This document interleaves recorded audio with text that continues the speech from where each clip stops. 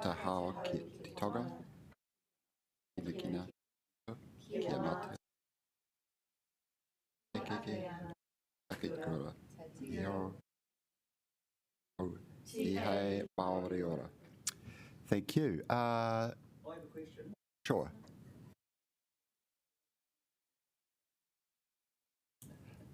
We're going to follow the time on the screen, which is now 9:31, just so you can set your watch. So apologies. We don't have any apologies, I don't believe. No. And we have the minutes, is that right, from the... Oh, sorry, no conflict of interest. Declarations, no. Confirmation of the minutes of the last meeting, so I'll move them and Councillor Matthews will second. And would you, the voting members, please vote?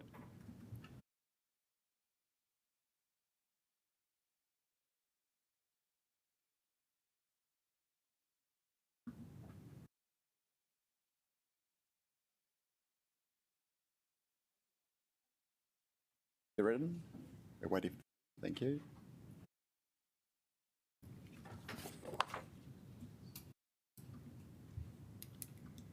Thank you. It's carried. There's nothing on the agenda today other than listening to the public express their opinions about the policy, the draft policy. And our first speaker is Carolyn Scadden. And Carolyn, just so that you know and everybody else knows, because we have got 46 people speaking today, we're going to be religiously sticking to the 5-minute rule. So there is I think there's hopefully it's going up there, which will tell you how long you've got to go. Oh, it's up there. But if you don't speak for the entire 5 minutes, then that leaves time for Q&A. But if you do speak for the full 5 minutes, then there won't be any question or answer. About 5 minutes and 5 seconds. Well, I've got the bell, you see, so I'll start ringing the bell. The ball's in your court. Good morning. I've been legally advised that the time allocated for the presentation of submission is totally inadequate, and in the particular circumstances of the case, which involve complex issues of fact and law, detail is lacking in the information presented. Let it be noted, I object to the limited time frame allowed and appear under protest in the circumstances. I believe this is an important point should a judicial review of the Council's decision be sought. I'm alarmed by this proposal. My house was built in 1924 before the policy existed. When I bought my property 13 years ago, I had no idea about the half-cost path policy. The path is on council land, and it was my belief that only I had responsibility for the paths and steps within my boundaries. I would not have bought the house had I known about the liability for the path. I first became aware of the policy in May 2022 on receiving a letter from the council advising the access path and bank had been assessed at a high risk of collapse and the footbridge poses a life safety risk to the public using it. No one on our path was aware it was a half-cost path. The previous owner of my property also had no idea, and other previous owners repaired the path with a wooden walkway bearing all the costs himself. I've found by talking to people on other paths that they also are not aware that they were on a half-cost path, and as many people did not receive the proposal letter, my neighbour, a friend on Sefton and my partner are examples, it's possible that some affected residents did not have the opportunity to respond to this proposal. None of the three homeowners on our path could afford the preliminary estimate of more than $40,000 each for the remedial work. One of our neighbours was in her late 70s. If fixing our small path is estimated at $250,000, this is not going to be a cheap exercise to repair all 288 to 403 affected paths. We're just normal people, not rich people. We endure a crippling cost of living crisis. Our insurance has almost doubled in the last few years. Our rates are astronomical. Many people are uncertain if they will even have a job in a few months. Most homeowners simply cannot afford these figures. It's not even a confirmed quote. It's an open-ended estimate to which, to most people, is scary and something they won't commit to. We can't add these large amounts to our mortgages as it's nothing to do with our houses. It's not our land. I totally agree that the current policy does not work. People I have met on other paths are often single, retired or WINs. Getting a consensus to pay these amounts is in most cases impossible. If the policy for half-cost paths doesn't work now, how's it ever going to work if you push it to 100%? It feels like the council just wants to get rid of their problem. Homeowners cannot take out insurance against slips or earthquake damage because we don't own the land.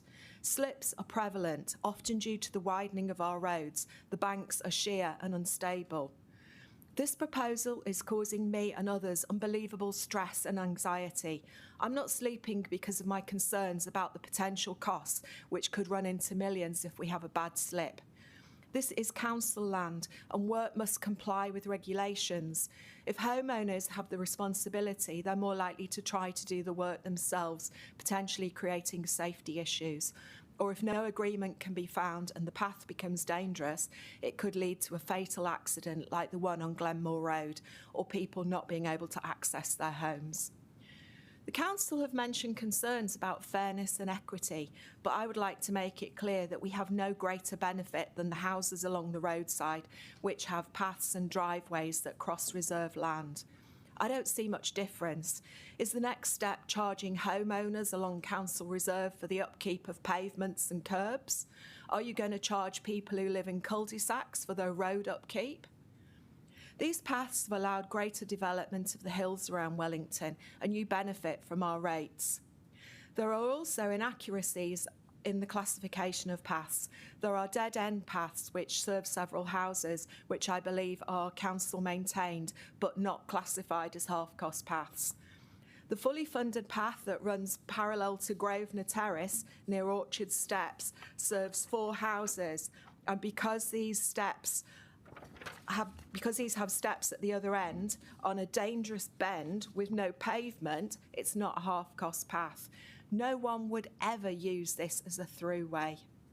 Our path is on council land and I believe it's the council's responsibility. I will legally fight this proposal and I will engage with others to do the same, resulting in hundreds of lawsuits or a class action. Thank you. Sorry, you left us 1 second, so it was perfect timing. So thank you very much. Thank you. And our next speaker is Chris Scott.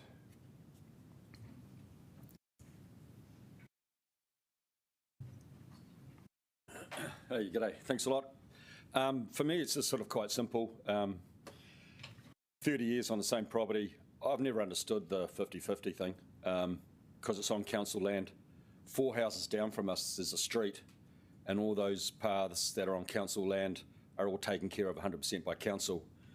And yet, 1928, they allowed our house to be built from a council pathway.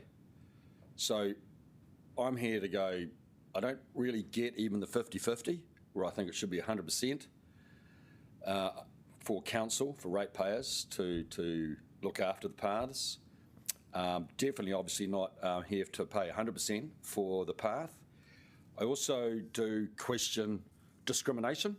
So you've got discriminating certain areas of paths to other certain areas of paths. So some are fully paid for, some aren't. And then I suppose the final thing I'd probably look at is just the ownership. So if you're asking after us to look after the path, then shouldn't that be our land? So it's a bit warped for me. That's really all I have. Thank you. Thank you. Councillor Randall, sorry, first, and then Councillor Chung. Thanks for that. If would it be an option, because there was the previous speaker talked about being unable to insure the property that you don't own. If there was an option to purchase the land, would that actually make things better? Yeah, I mean, it could do. I think you'd have to, if that's an option to look at, yeah, why not? Then we're at the top of our path, so then what happens to the other two, but yeah, sure. Yes, I know, but you can, you do this joint shared thing and all rights of way, and that. I mean, but that would actually make things better, in your opinion, in terms of your situation. Well, I think it would straighten things out. Okay. That's for sure. Thank you. Yeah. Great, thanks very much for coming in. I'm trying to look at, I've been reading all these submissions and I'm trying to look at different ways of actually solving this. So do you think that it would work if we say that, say, particular houses that use a particular path, and maybe there's only a few houses there, do you think that if the council actually put the cost of maintaining that onto the rates of those houses, do you think that would work, or would you think that's a good idea?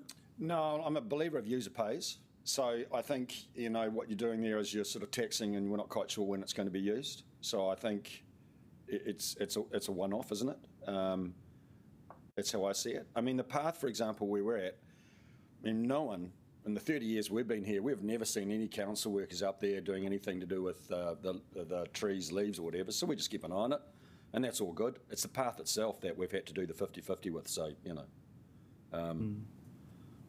Yeah, I certainly don't want to burden. I don't want to increase rates. But good on you for thinking of that. Yeah. Great, thank you.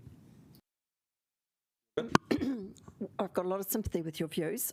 Would it seem fairer to you if council undertook to do any retaining work, but property owners were responsible for maintaining the actual surface of the path? So we're not in a position where I didn't really have to think about the retaining work, so that's probably better off to speak to people that have got retaining walls. Yeah. Okay, thank you. I'll ask someone else. That looks like all the questions. Thanks very much for that. Thank you. Cheers. Thank you, Chris. Nick Huff, your turn.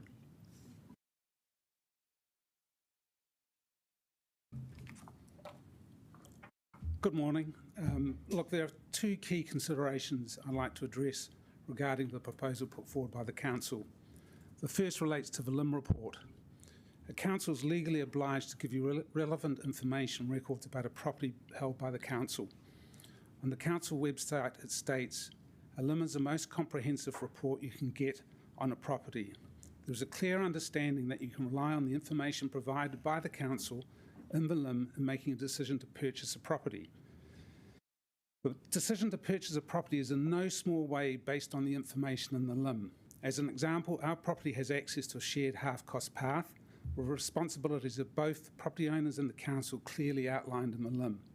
No mention is made in the LIM of any obligation to pay towards the maintenance of retaining walls that may be adjacent to the path. The proposed changes to 100% path maintenance and 50% retaining wall maintenance would put a significant contingent liability on the property, possibly in excess of $100,000. This would more than likely decrease both the property value and its saleability.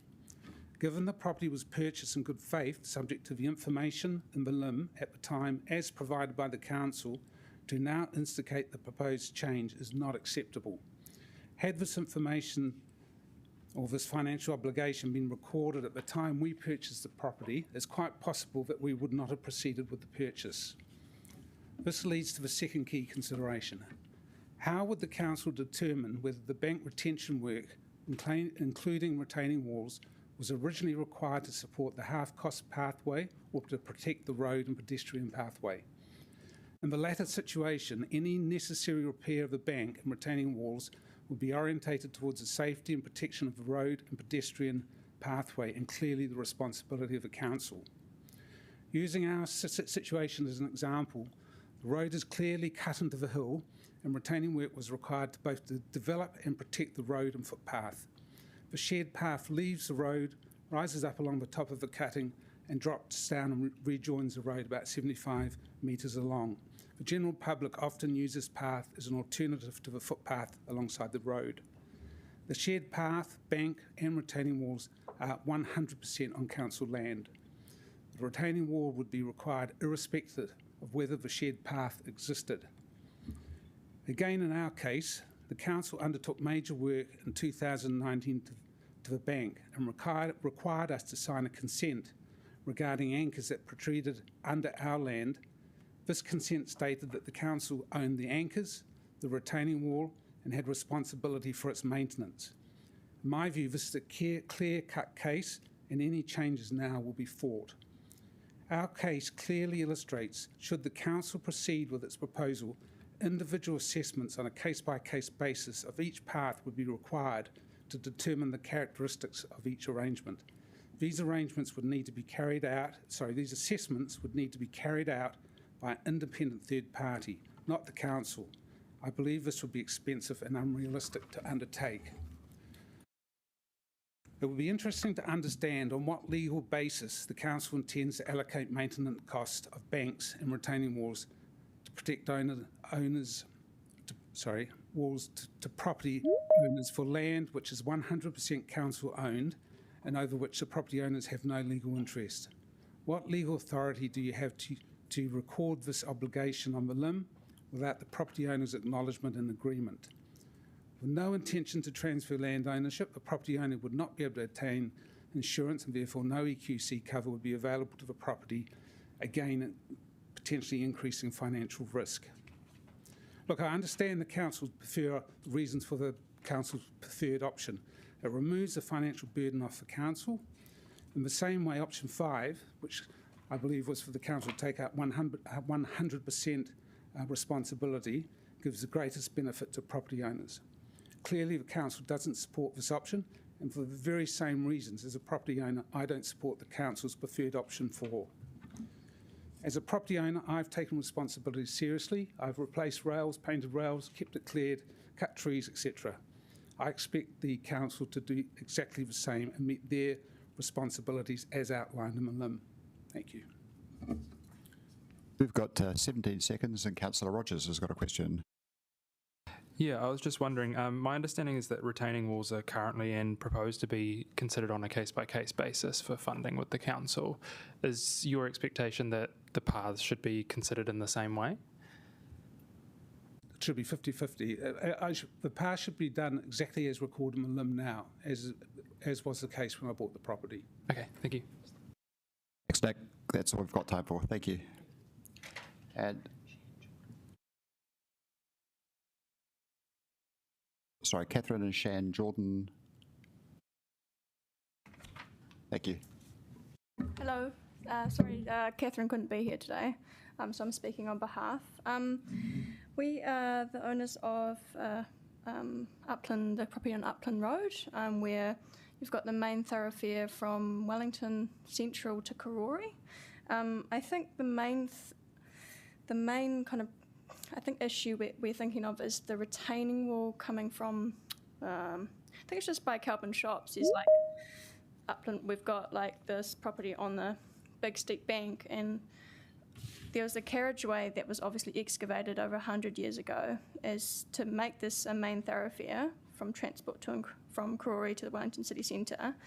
And we believe that many people use this carriageway, and over time, the vibrations from the road and usage of the road has kind of loosened the bank. It's quite a steep bank.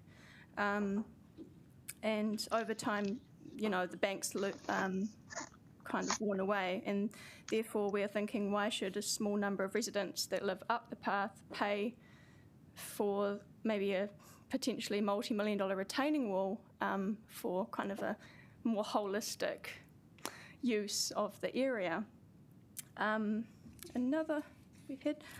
Also, I heard that you were talking about the paths, the concrete paths.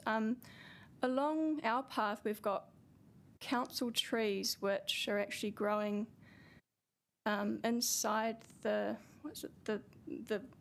dirt wall, and I believe these were planted when the road was excavated 100 years ago. And the roots from these purakawa trees are actually growing through the path and lifting up the concrete on our path.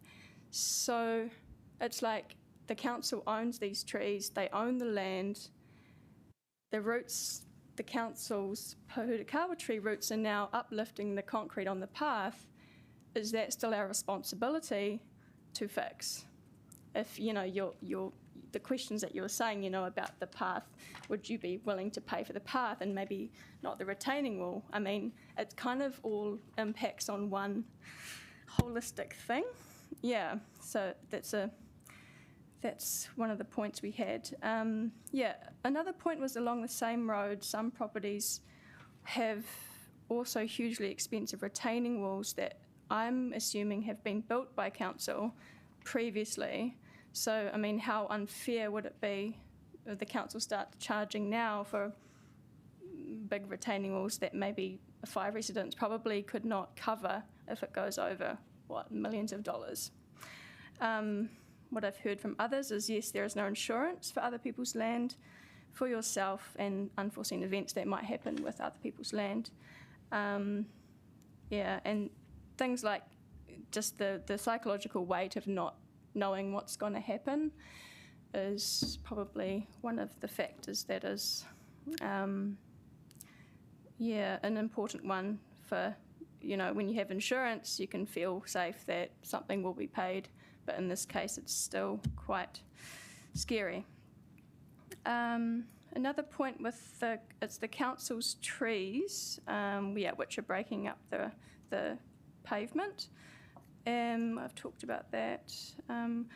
We had neighbours that currently actually went to the council to see if they could have, because the pohutukawa trees are actually blocking their view, and they were asking the council whether they could actually cut the trees to have more access to their view, but you know, the council had their views of they didn't allow them to cut the trees to a certain height for that reason. So it's like, if we're not able to have a bit of leeway with the trees in that point, why should we have to pay for other things that you guys are asking us to pay for? It's probably too risky and unfair. Also, the administration cost would be huge. Yeah, I was reading the article about how each person or each household would have to have an individual agreement with the council. The work involved in that.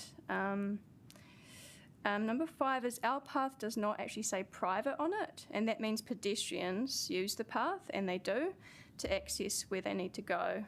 So in our eyes, it's still a public walkway. Yeah, I think that kind of covers everything. We're actually quite new owners of this property, and so we've got neighbours that have been there for over 40 years. They've used the path for 40 years. We've used the path for like less than 6 months.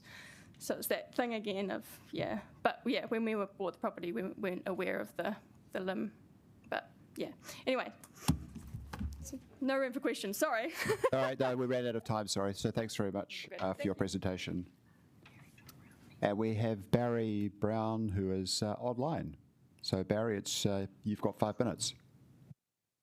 Hello, can you hear me? Yes, we can. Right.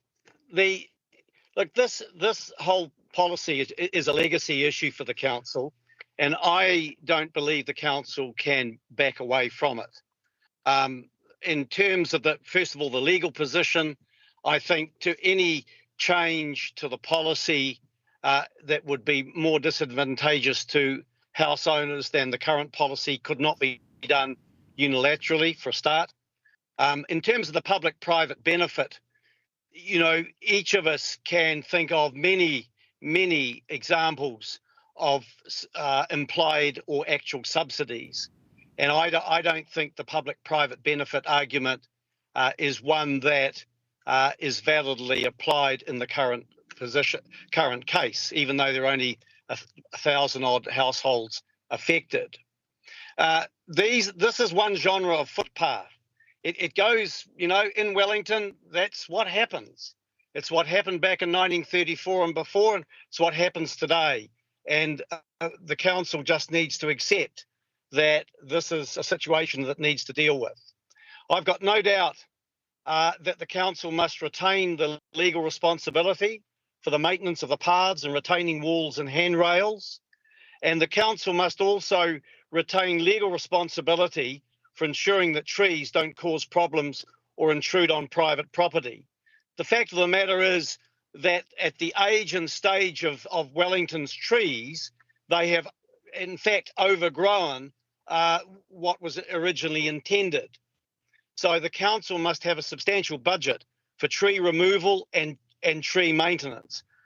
Based on my own experience, I think the council's approach on Pahurakawa trees is wholly inadequate and inappropriate and unbecoming, and that's another story. At the moment, the only question is who pays for the upkeep of the walls and the paths and the handrails.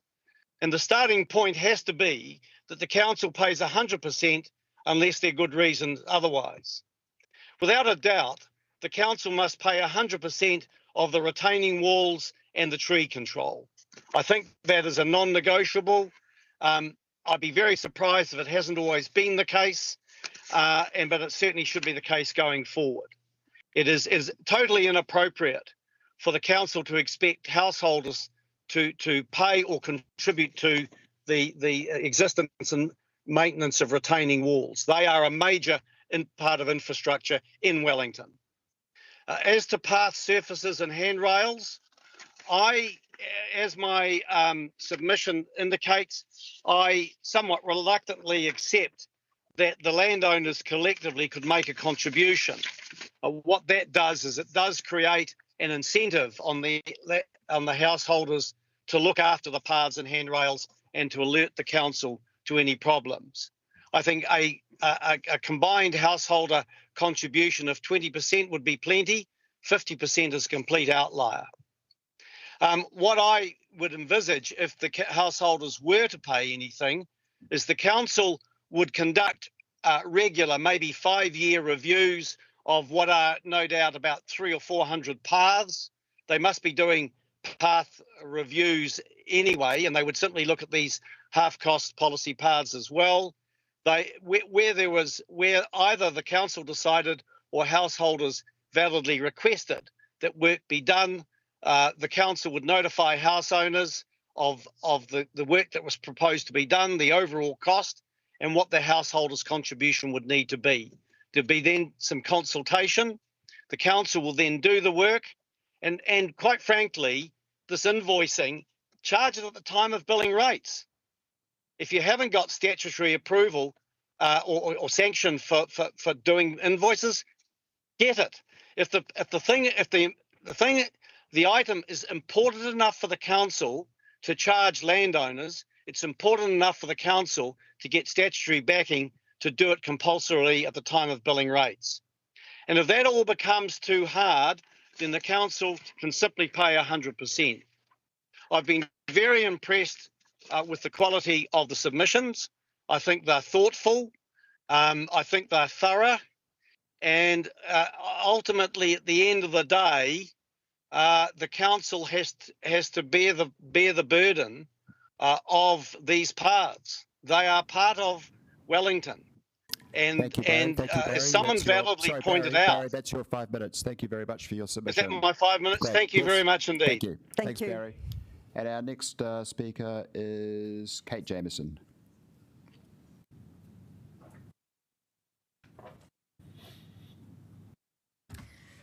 Thank you, councillors, for allowing me to speak to our submission today. What I would like to do is just touch on 5 fundamental problems, I think, with the proposed council's approach.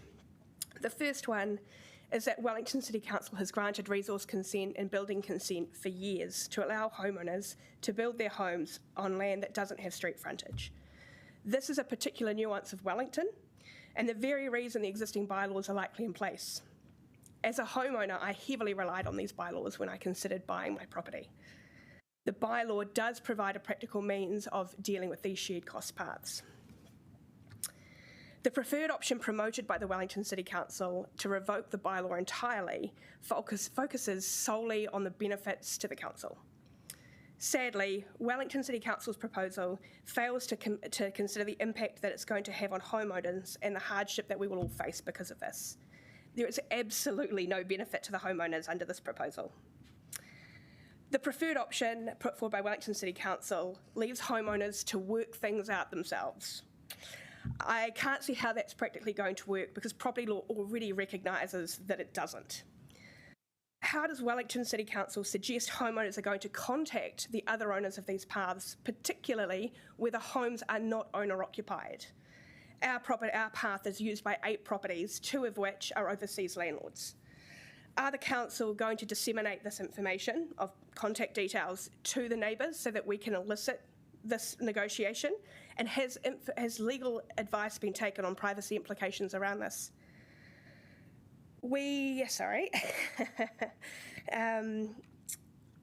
Homeowners have no legal recourse to enforce this cost-sharing mechanism if you dump it back on us.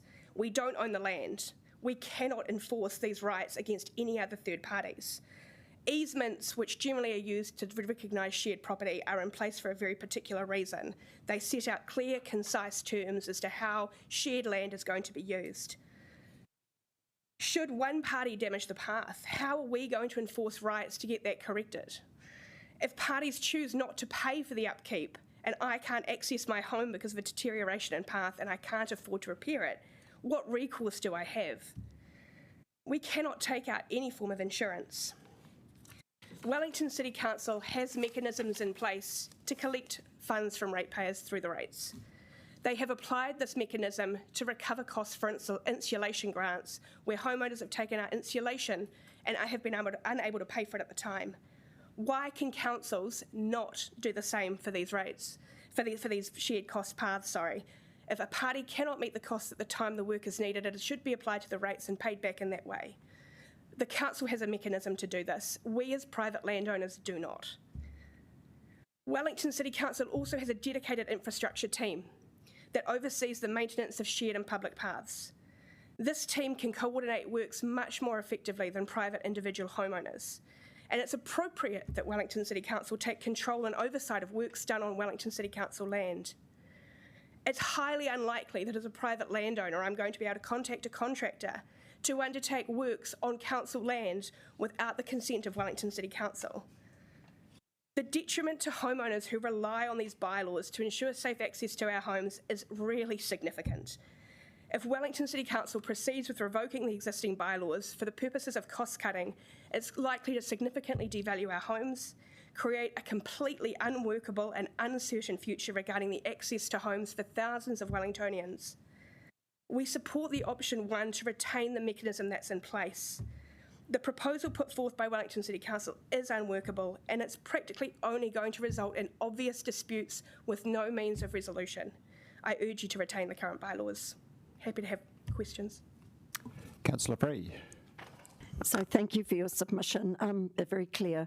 Kate, do you consider there could potentially be a health and safety obligation or risk because, you know, there isn't actually a clear mechanism for maintaining these paths and retaining walls if this were to go ahead? Yeah, absolutely. I mean, I think that our path is directly above a public road. It's a pedestrian path. I'm concerned that for health and safety, obviously, because one, there is vehicles that have crashed into the banks at different times and dislodged and created slips. I'm also concerned that there has been issues where paths have deteriorated to such a state. I don't want a situation where I'm at the end of the path. I cannot fund the entirety of the path to be repaired if the other parties won't come to the party. And I have no means of enforcing it if this bylaw is revoked. Hey, thank you, Kate. Sorry, your 5 minutes is up, but actually there's a couple of other councillors who do want to ask you some questions. So if you do stay for morning tea, which is at about 20 minutes, I'm sure you'll have some other Q&A if you're willing to stay. Thank you. Thank you. And our next person is Paul Ramsey. Paul is online, I understand. No, he's he's not. There he is. He's standing there. Yep, just probably short of stature, that's all. The image that you've got on the screen there actually shows the pathway in question for us. So this is known as Waipapa Terrace in Haitaitai.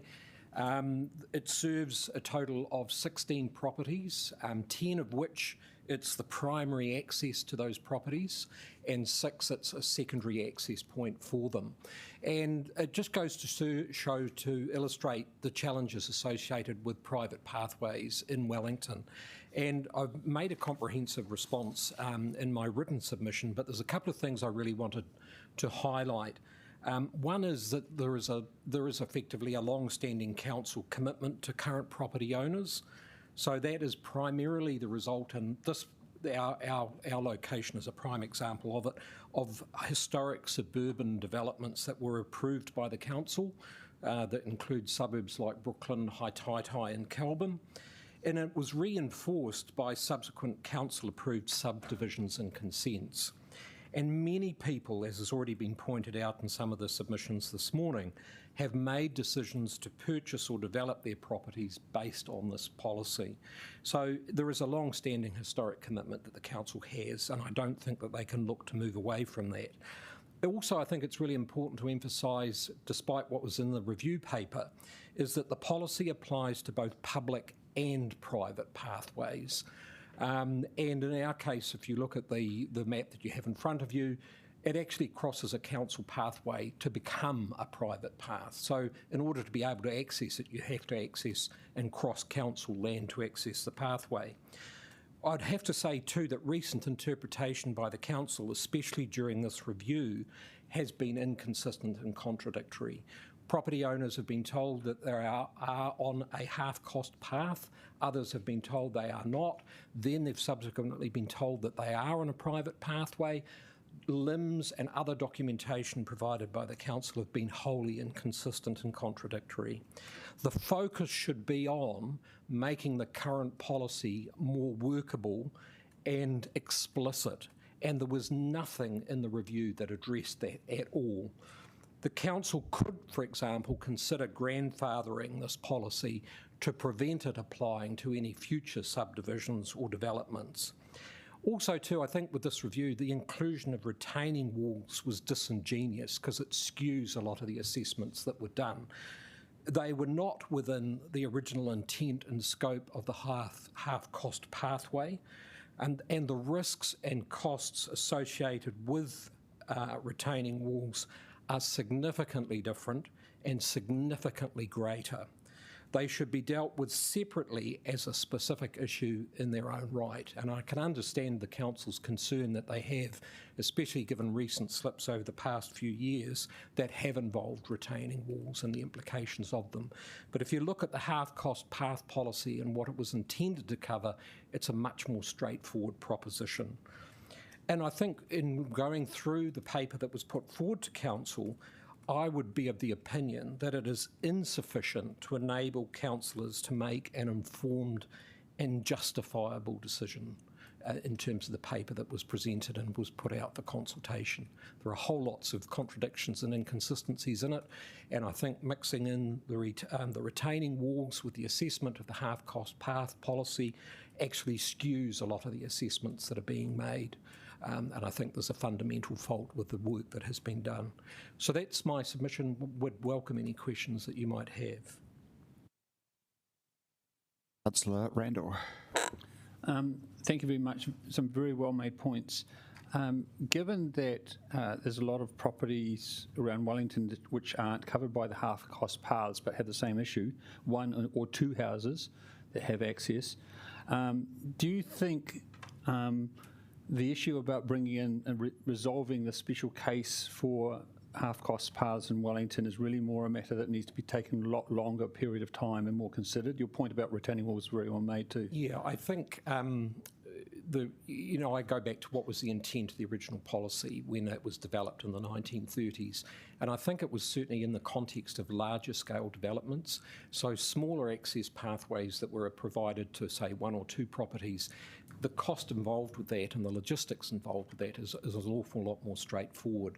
If you look at our own example there, which is why I used it to practically ground it, you're talking about 16 properties, and it's a very significant and very different proposition. Whether the council decided to include smaller access pathways, I think that's a separate decision for council to make. But I think the policy itself as it stands is a good policy, and at the very least should be maintained, and if not, enhanced as well to make it more workable and effective. Okay. Thank you for the question.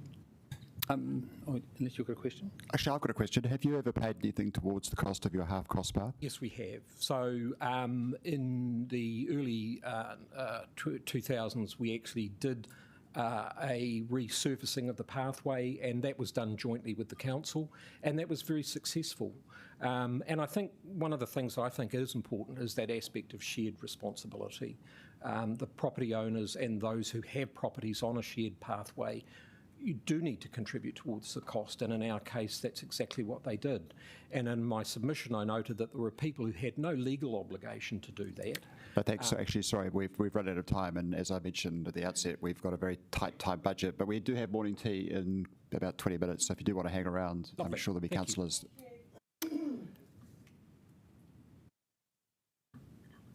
Is Alistair Stewart and Susan Warwood here?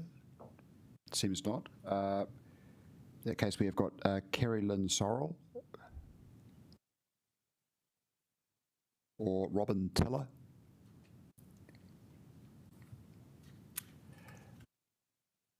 Could be. In that case, we do have Gillian Hubbard. Gillian, are you here? Would you mind giving us your presentation now? Thank you.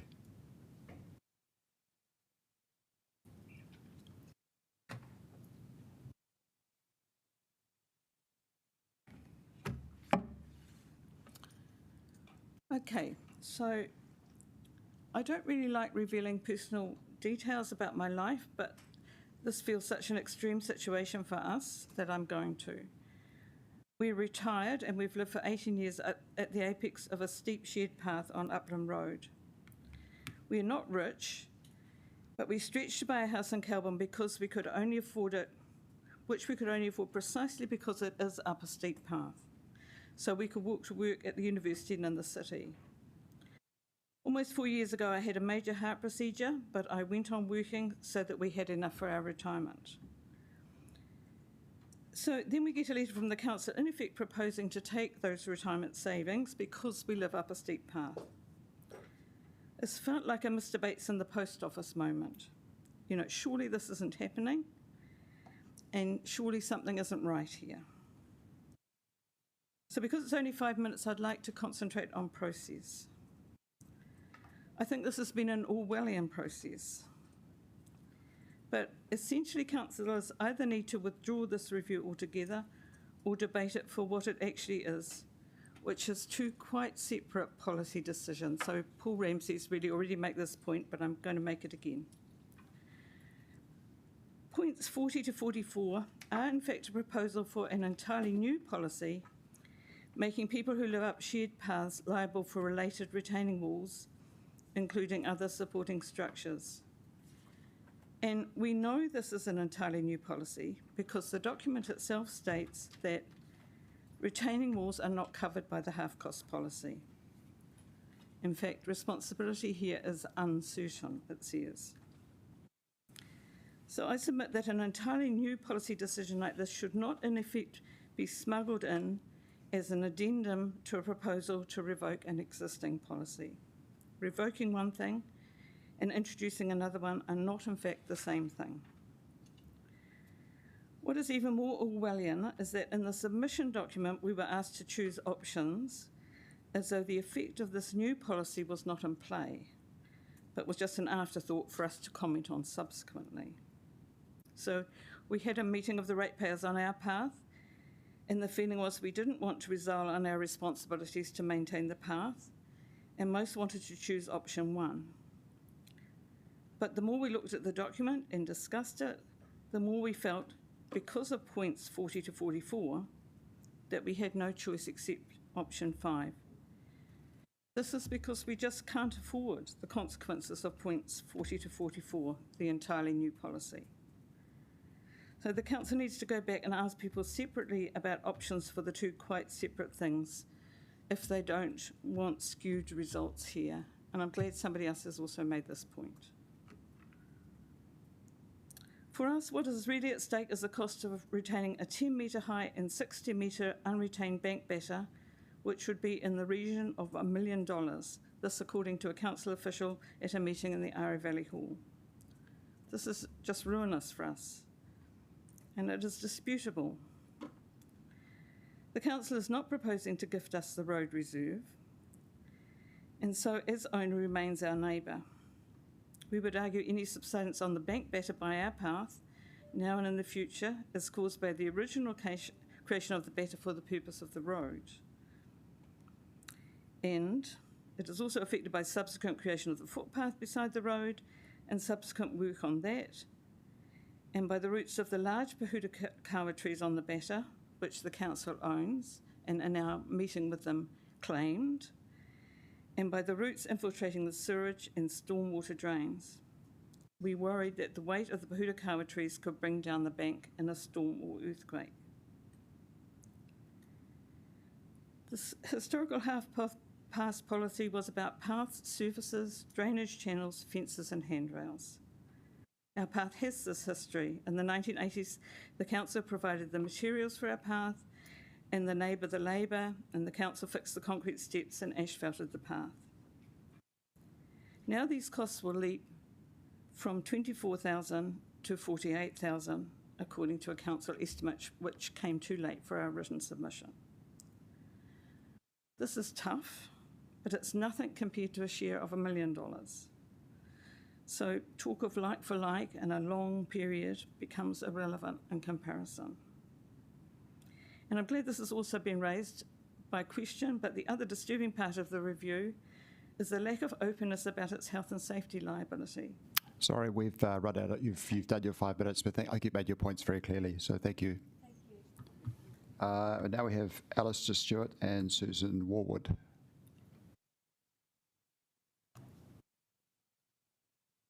Kia ora tātou. I'm Alistair Stewart. I'm here speaking in support of my application, and my partner Susan Warwood as well. She's unable to make it today. So I have a PowerPoint which they've put up for me, thank you. Here it is. I'll go to slide number 1. My first point is the policy can work. We have, despite what council in the paper itself says is years of neglect and lack of clarity, it can deliver successful outcomes. Back in Roseneath some time ago, we used the half-cost path policy. It provided an incentive for communities to come together with council, and the result for us was a win-win solution. It worked for council, it worked for the residents, and the incentive that the half-cost payment provided was a part of that getting together. Now, if there are alleged equity issues or difficulties communicating the policy, the paper mentions those, let's fix them so it works for all Wellington people. So let's not just bin it. And it's a part of Wellington. Our network of informal pathways that spread, throughout the city is part of Wellington's quirky charm. They bring communities together and they do it on foot. It would be a shame if the policy changed and the barriers and the locked gates started going up, forced by uncertainty around liability or safety issues, or who pays what. And what happens if slips and damage that's too expensive to individual homeowners to fix? What happens if that cuts off their access? Council in its paper notes quite harshly that there is no right to access for ratepayers. So the last thing Wellington needs at the moment, as we look out there, is more abandoned buildings and unresolved problems of that ilk.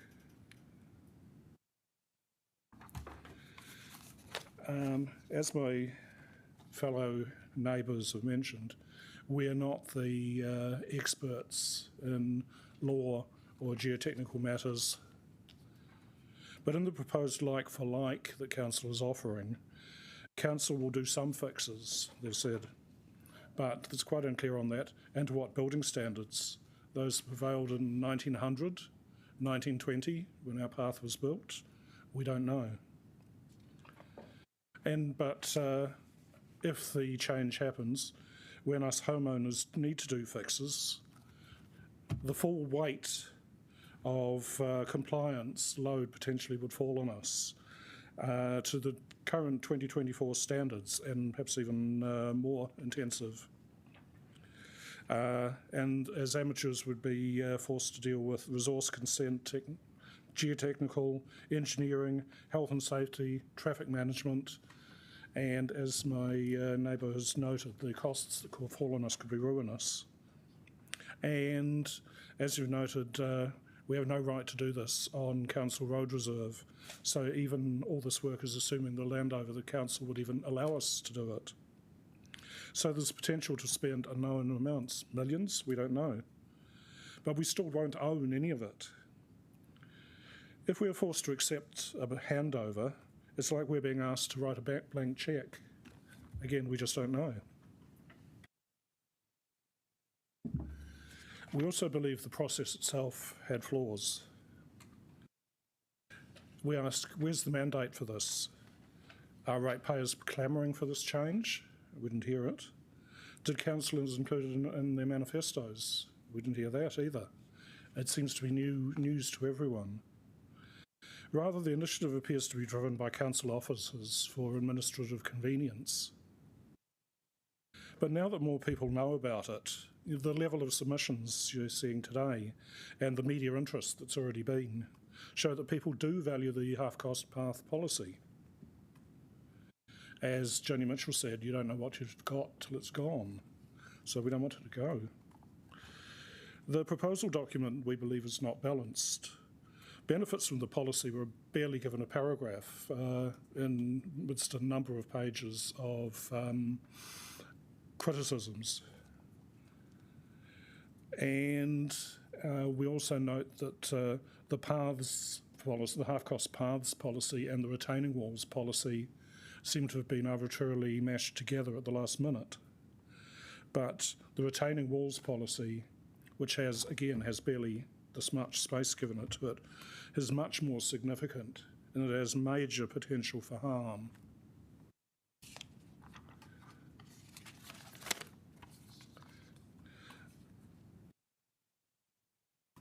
So what might happen if a change is made? I have a paper here I'd like to be shared later, I guess. That's a 1956 council report. Thanks, Alistair. Your 5 minutes are up, but I'm sure if you've handed out a paper, then it will be circulated. Thank you very much for the time. And as I say, there will be morning tea in about 10 minutes, and if you do stay, if the councillors have any questions, you can answer them then. Thank you. Much. And our next speaker is Kerry Lynn Sorrell.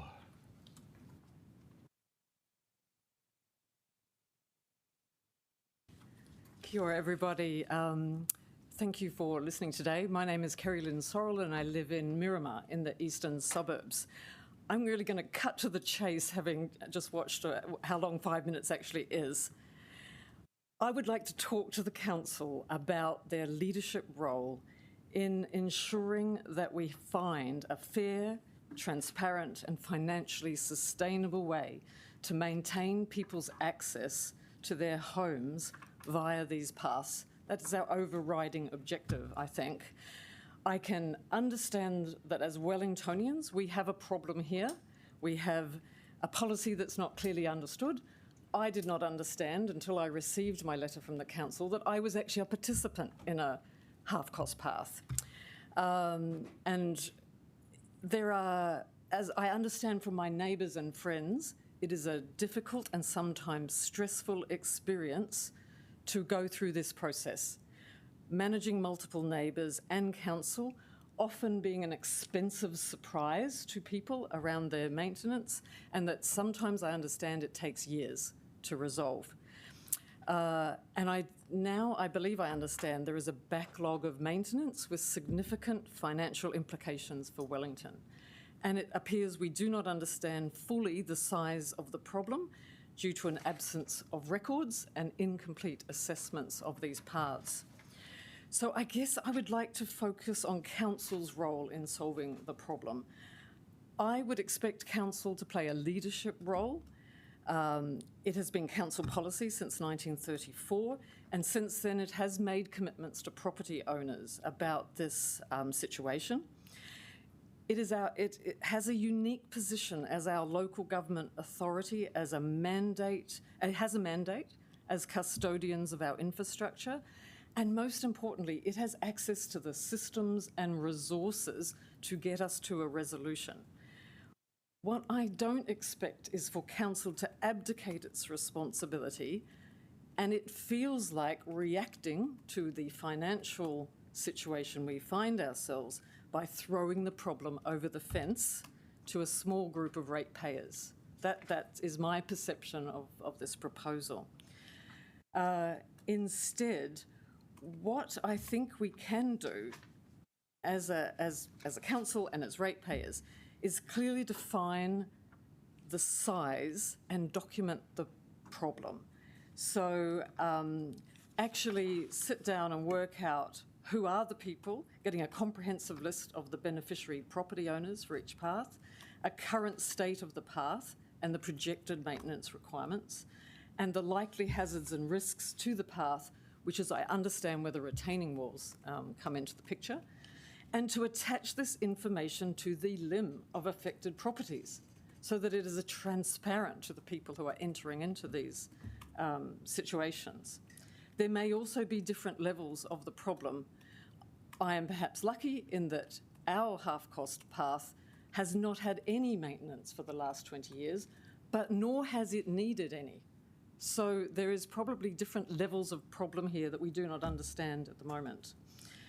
I think then we need to, as I put in my proposal, investigate and design some form of the targeted rates framework.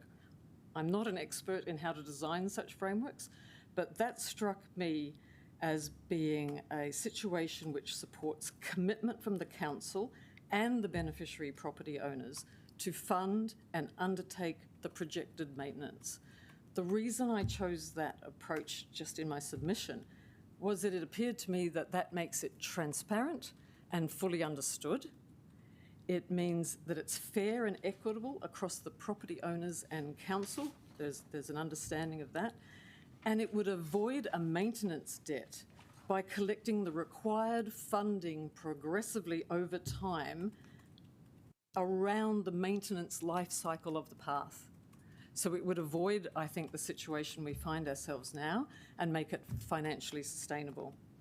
Then I think the council could design an incentivised transition path to move us from that current situation to that more fair, financially sustainable and transparent situation. So in conclusion, I would just like to stress again that I think it is the council who is uniquely qualified to take this leadership role. You have the democratic mandate to act as custodians.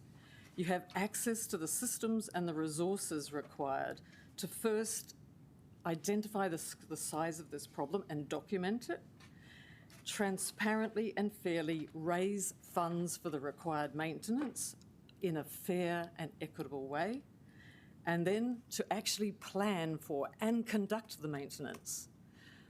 As property owners, we don't have access to that.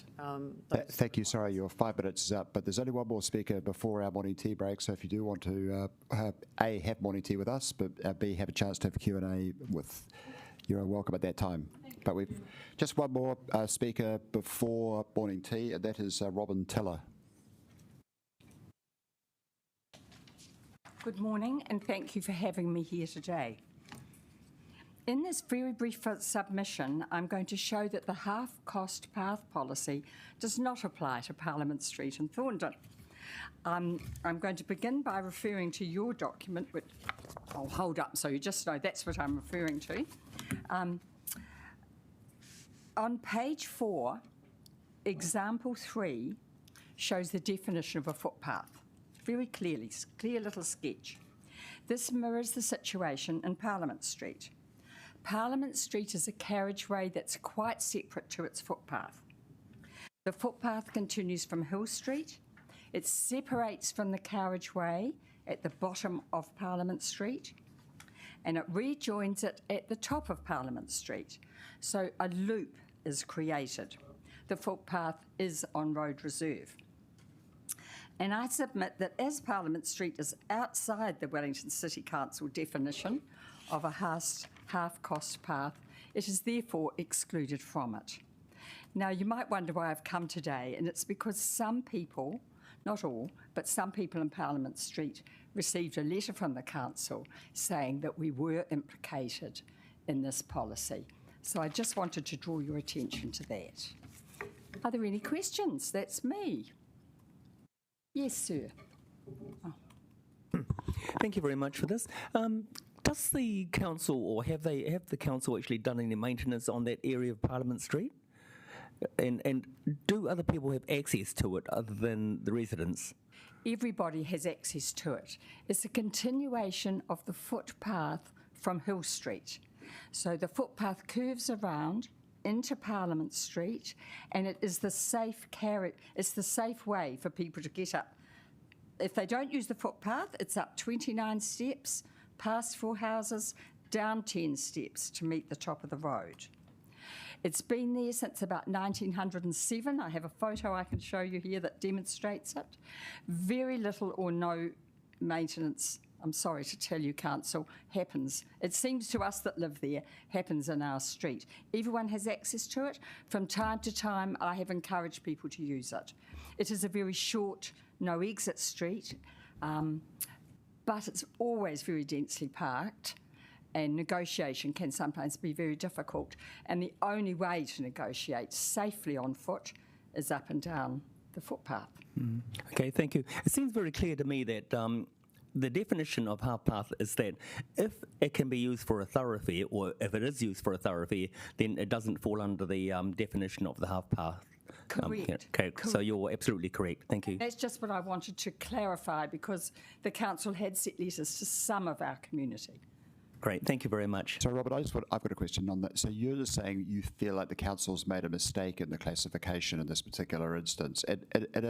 You were saying that only some of the residents who actually use the path have received the letter, so... Correct. Right, okay, that's what I wanted to know. Councillor Randall, you've got a question. So, I mean, I'm sure the same question. You're a slightly different submitter. You just really want clarity, some feedback clarity from the council as to whether or not this is actually in consideration or not. I know you're claiming that it's not clearly. I know you're claiming it's clearly not, but obviously there's a potential that. Yes, the fact that the council have sent letters to some of us, not to myself, but I have an elderly neighbour who's most concerned about it, and the neighbour next door, and we all live on the footpath. But the footpath meets the definition in the sketch. Okay, so we can hopefully make a note and get that clarity. Thanks. Yeah, thanks for that. Actually, It's probably just a little confusion in the office. I don't know. I think that I was informed by council officers that some of the 288 registered half-cross paths were no longer fit. They no longer actually met the classification. So there's a whole range of factors which go into that. So it may well be that as a part of this policy review, there will be some of the existing half-cost paths will be reclassified one way or the other. This has never been a half-cost path as far as I can tell, and I have a photo here from 1907 showing very clearly the carriageway and the little footpath quite separate from it, up on the right-hand side. Great. Okay, thanks very much. Well, you're our last submitter, and now it's morning tea time. And now it's morning tea. It is, so thank you. Thanks for that.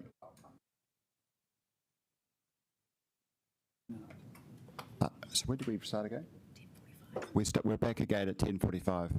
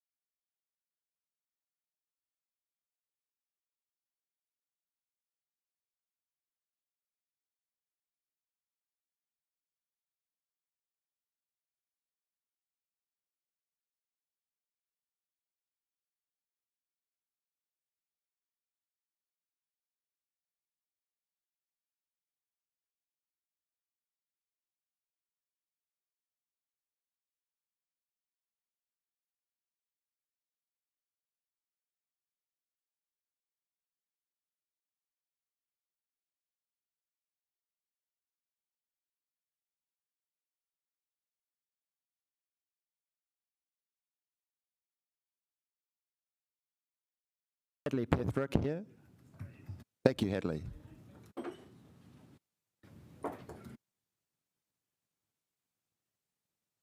Hello, councillors.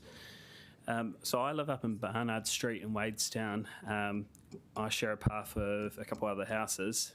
My big issue is that in the 1960s and 70s, the council undertook a road widening project. They undermined my bank side. My house is up in the hills above the road, and at the time there were some major slips that occurred due to that work being undertaken. I obviously wasn't the owner of the property then. That undermined the pathway that I accessed my house to, and at the time nothing was done to remedy that, to fix it. Insurance should have been claimed or something by council, but under your negligence you did nothing, and now we're in the position that we are now, where you've sort of pushed the buck along the road for the current property owners to pay for half your negligence. So that's my biggest dispute about this whole process, really. The other matter is that these pathways were created for homes that wouldn't be able to be built on without access through these pathways. So for the last, my house was built in 1920, for the last 100 years you've been receiving rates and payments from the three houses that access through this pathway, yet barely any money has been set aside or held in reserve for depreciation for anything to remedy my pathway. A lot of the maintenance has been done by me and my neighbour. I ended up getting some painters in a couple of months ago just to paint the rails because they were falling to pieces, they were starting to rot. Nothing's ever been done from the council to keep their upkeep, and the bill estimate that I received a couple of years ago from your engineer of 240,000 plus GST is just absolutely mind-blowing. To fix my pathway, you'd be looking at a small retaining wall and a bit of concrete being poured for a new stairwell. When there was a major slip with the previous owner of my house, they contacted council multiple times to try and get them to come fix it. Nothing was done at the time, and then they got an estimate back then of, I think it was about $150,000 to fix it, and the owner said, bugger this is just ridiculous, I'm going to get my own builder in here, and he ended up having to put in some wooden stairs with a little bit of a ramp, which does get a little bit slippery in the winter with rain. I've had to put mesh over it to give it a little bit of friction so me and my 2-year-old daughter don't trip over and slip. When it was falling to pieces, I ended up slipping one morning and did my back in, and so yeah, it's not on. If you have any questions, I'm free to take them. Councillor Chung. Thanks very much, Chris. I really appreciate you coming in. Before you painted your handrail, before you paid a painter to come in and paint it, do you contact the council to ask them to do this, or did you advise the council that it required maintenance? No, I just ended up doing it myself because it's just too difficult. Great, thank you. Councillor Free. So thank you for the points you've made, and there have been a lot of good points. Do you consider that council, you've mentioned negligent, do you consider there's an issue because council still is the property owner over which they may have some responsibility, legal responsibility for health and safety? 100%. I have no rights to the land. I don't own the land. I can't take a mortgage out on the land to fix it, and I'm waiting for the council to fix their negligence. Okay, thank you. That's all our questions. Thanks very much for your time. Cheers. Thank you. We have now Chris Miles. Thank you. Good morning, councillors. I'm here today representing a person who is an elderly woman that lives on a pathway that falls under the scope of these changes. I'm set up to have power of attorney for her. She is still a compos mentis and able to make the decisions herself. But she asked me if I would come and just present to you. The issue that she has is that she's surrounded by houses that are owned by the government. So under the previously it was Housing Corporation, now it may be Haratua. But it's these houses. She's one of 4 to 6, depending how you define it. One of the people have a drive to their property, but the section of road the section of the path, it's a high-level access path that she's on, is shared by 3 other Kaingaroa properties.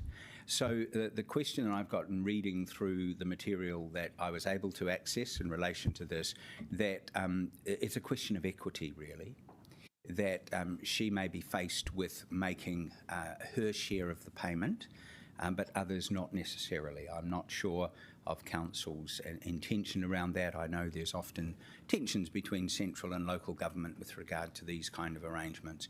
So hers is a question of equity, really, in terms of the arrangements going forward for her. So that's the sum total of the point. I'm happy to take any questions. That's a really fascinating question, actually. I can't believe the government wouldn't pay their fair share. Surely they're a hell of a lot.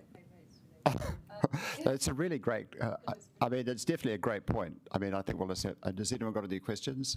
Otherwise, we'll definitely make sure that we follow up on that one.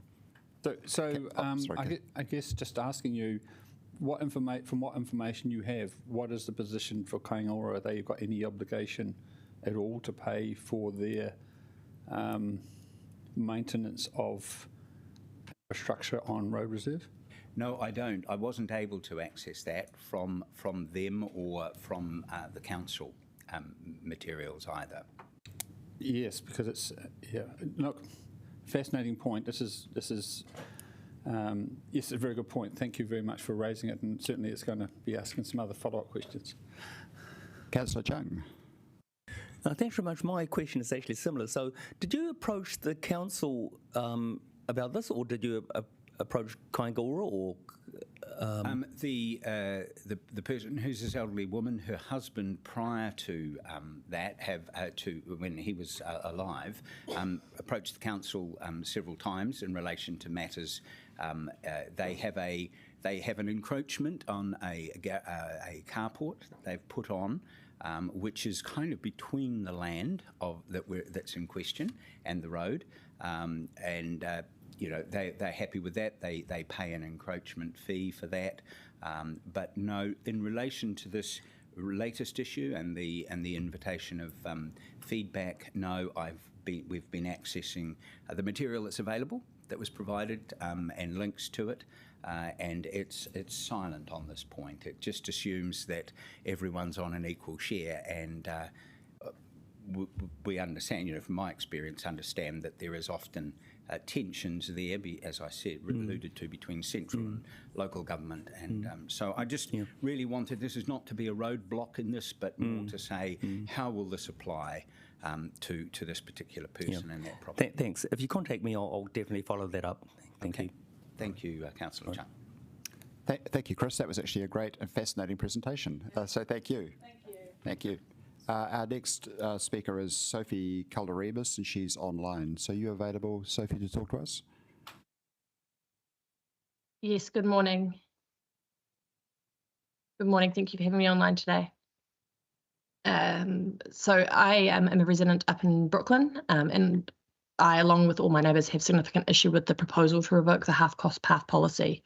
So under the statement of the proposal, I would support either option 3, which is retention of the policy, and that's noted in my written submission, or option 5, or revocation of the policy, with the council taking up responsibility for the paths.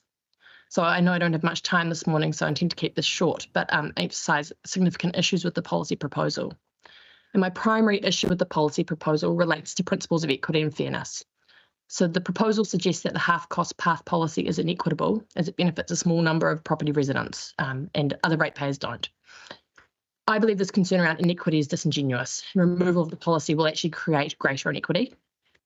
Council rates are applied to a great number of varied costs around the city, and many of which of these are not utilised or enjoyed by all ratepayers. So arguments that the half-cost path policy is inequitable ignores other instances of what I would term limited enjoyment. So, for example, dead-end streets where the roading costs are met by general rates, playgrounds where people without children may not use. So the point of a city council is to take rates and apportion them. And we understand that not everyone benefits from all the sort of benefits supplied. But most houses also benefit from access on public footpaths, which are maintained by the council, and ensuring access to all people's homes is a more equitable solution, which is actually met only by the council retaining some, if not all, responsibility for half-cost paths. Removing the policy at this point in time is in itself inequitable and resoundingly unfair. So residents of over 1,000 homes, all ratepayers to the council, including myself, bought our houses in reliance on the policy. Our risk and value assessments were made in reliance on the policy. It is unfair and in bad faith for the council to now renege on its commitment to maintain roadside retaining walls that support paths on council-owned land that serve these houses. The potential cost to homeowners who purchase their homes in reliance on the current policy is massive. And in addition, homeowners will not be able to protect themselves as they will not be able to ensure the paths as they are on council-owned land. Removal of the policy also actually creates inequity between ratepayers. For example, a property on a flat section bordering on road reserve, the council will maintain the reserve right up to the property boundary. But if a property is on a steep section or has a bank at the boundary caused by the council itself cutting away the road originally for public infrastructure, then the property owner must bear the burden for maintenance of this path. A burden should not be on the property owner to maintain land owned by the council, where the issue at hand has actually been caused by the council as a consequence of creating public infrastructure. My second issue relates to misalignment of the proposal with the council's priorities and objectives. The reference in the proposal states, quote, the policy is operationally challenging to administer and may impose significant financial impact on the council. And this speaks only to the council's wish to absolve itself from historic responsibility it has, without consideration to the impact this will have on homeowners, the values of their home and the stress this will place on individuals. On reviewing the council's own priorities and objectives, as noted on its website, the council confirms a core objective is that Wellington has affordable, resilient and safe housing with an inclusive, accessible, connected and compact city. The removal of this half-cost path policy will do the opposite for the homes affected. And my final issue is that of supposed administrative burden of the policy. The proposal states that, quote, the lack of awareness and understanding of the current policy, particularly in relation to the respective responsibilities among the neighbouring property owners, often causes stress and anxiety to them when required agreement to share the remedial costs is sought, close quote.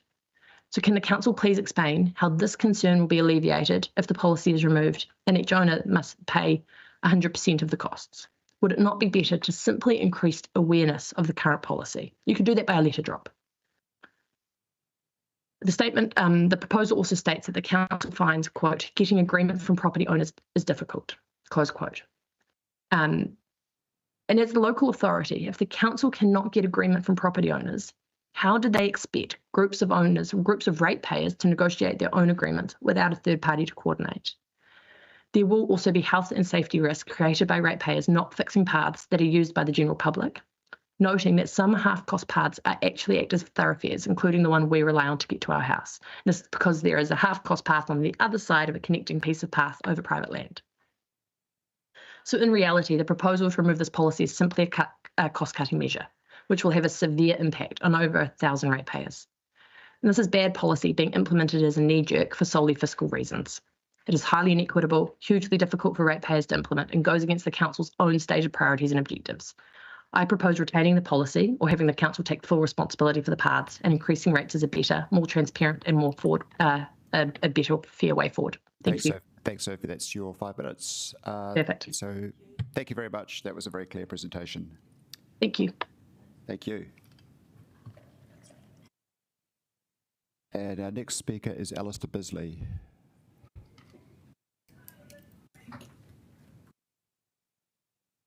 Morning, councillors. Thank you for listening to me.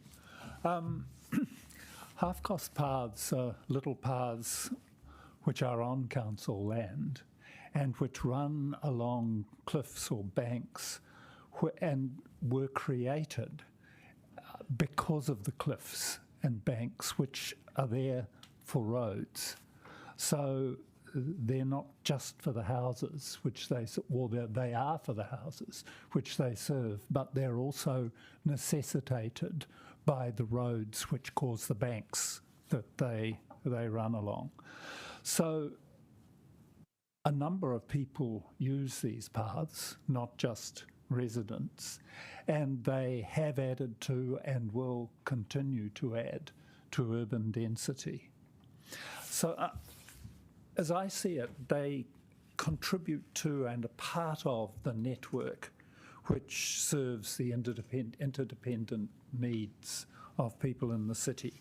And I think they need to be managed as part of that network, not least for economies of scale. The council has broad oversight and responsibility for the whole network. It has expertise, it has organisational capacity, and it sees the problem in the round. I think it's also wrong to think that the council can remove itself from the management of the half-cost paths because it owns the land, and as the landowner, it has duties and obligations to neighbouring landowners, and it needs to address instability and hazards. Along the half-cost path that I live along, there are very large pahutakawa, which not only cut out my son, but also which have an effect on the path itself. Their roots disrupt it and will eventually cause work to need to be done on it. So the things that the council owns are part of the issue here, and I don't think the council can just take itself out of the equation for that reason too. Also, I think the half-cost path policy is almost a policy you could say didn't exist. Most of us, even people like me who've lived in the house for 40 years, found it a complete surprise to discover that it had been going on. And I think without council engagement, it's going to be extremely difficult to manage. There are no legal agreements to adjudicate between the responsibility of different neighbours along the paths. And there are no organisational arrangements to allow them to resolve any differences that they might have, and we can be pretty sure there will be. And they don't have expertise to arrange the works. So I think that to remove the council from the mix, rather than having the council just run the paths as part of the whole as part of the whole network of the city, is going to be expensive, lose economies of scale, and be socially quite a nightmare. I think that is the more so if the policy, if the requirement on the people who live along these paths to pay for managing walls and batters, which are intrinsically part of the road, I think that policy will be, I think that those difficulties will be a great deal more difficult. They're huge, they involve huge and unmanageable costs, and they'd be completely beyond the bounds of a number of people who happen to live along these paths. Seems to me they're, excuse me, perhaps part of a much larger problem, which needs to be thought of in the round, and not just where the retaining walls and batters happen to be below a half-cost path. So, thank you very much for listening. I'm happy to respond to anyone. Councillor Abdurrahman has got a quick question for you. Cool. You said you have been living there for 40 years. My question is, has any job been done to that pathway in the last 40 years? If so, have you ever been asked by council to contribute half of the cost? A job, I know at least one job has been done. There was a wooden bridge put in where the top of the cliff had crumbled. Across my heart, I do not recall ever having been asked for any contribution to any of it. I certainly wasn't aware that there was a policy which said in general people will be expected to contribute to half of it. It came to me as a total surprise. It may just be part of an old man's forgetfulness. Thank you, Alistair. We'll send you a bill now that you've fessed up to not. Thanks very much for that. And our next speaker is Tom Zajac.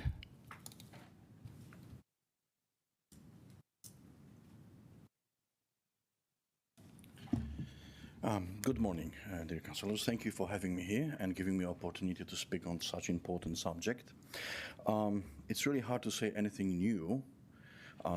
Sitting here and hearing all people, making the statements about how old this policy is, how it's not useful, it's not doing its job, basically here in 2024. Yeah.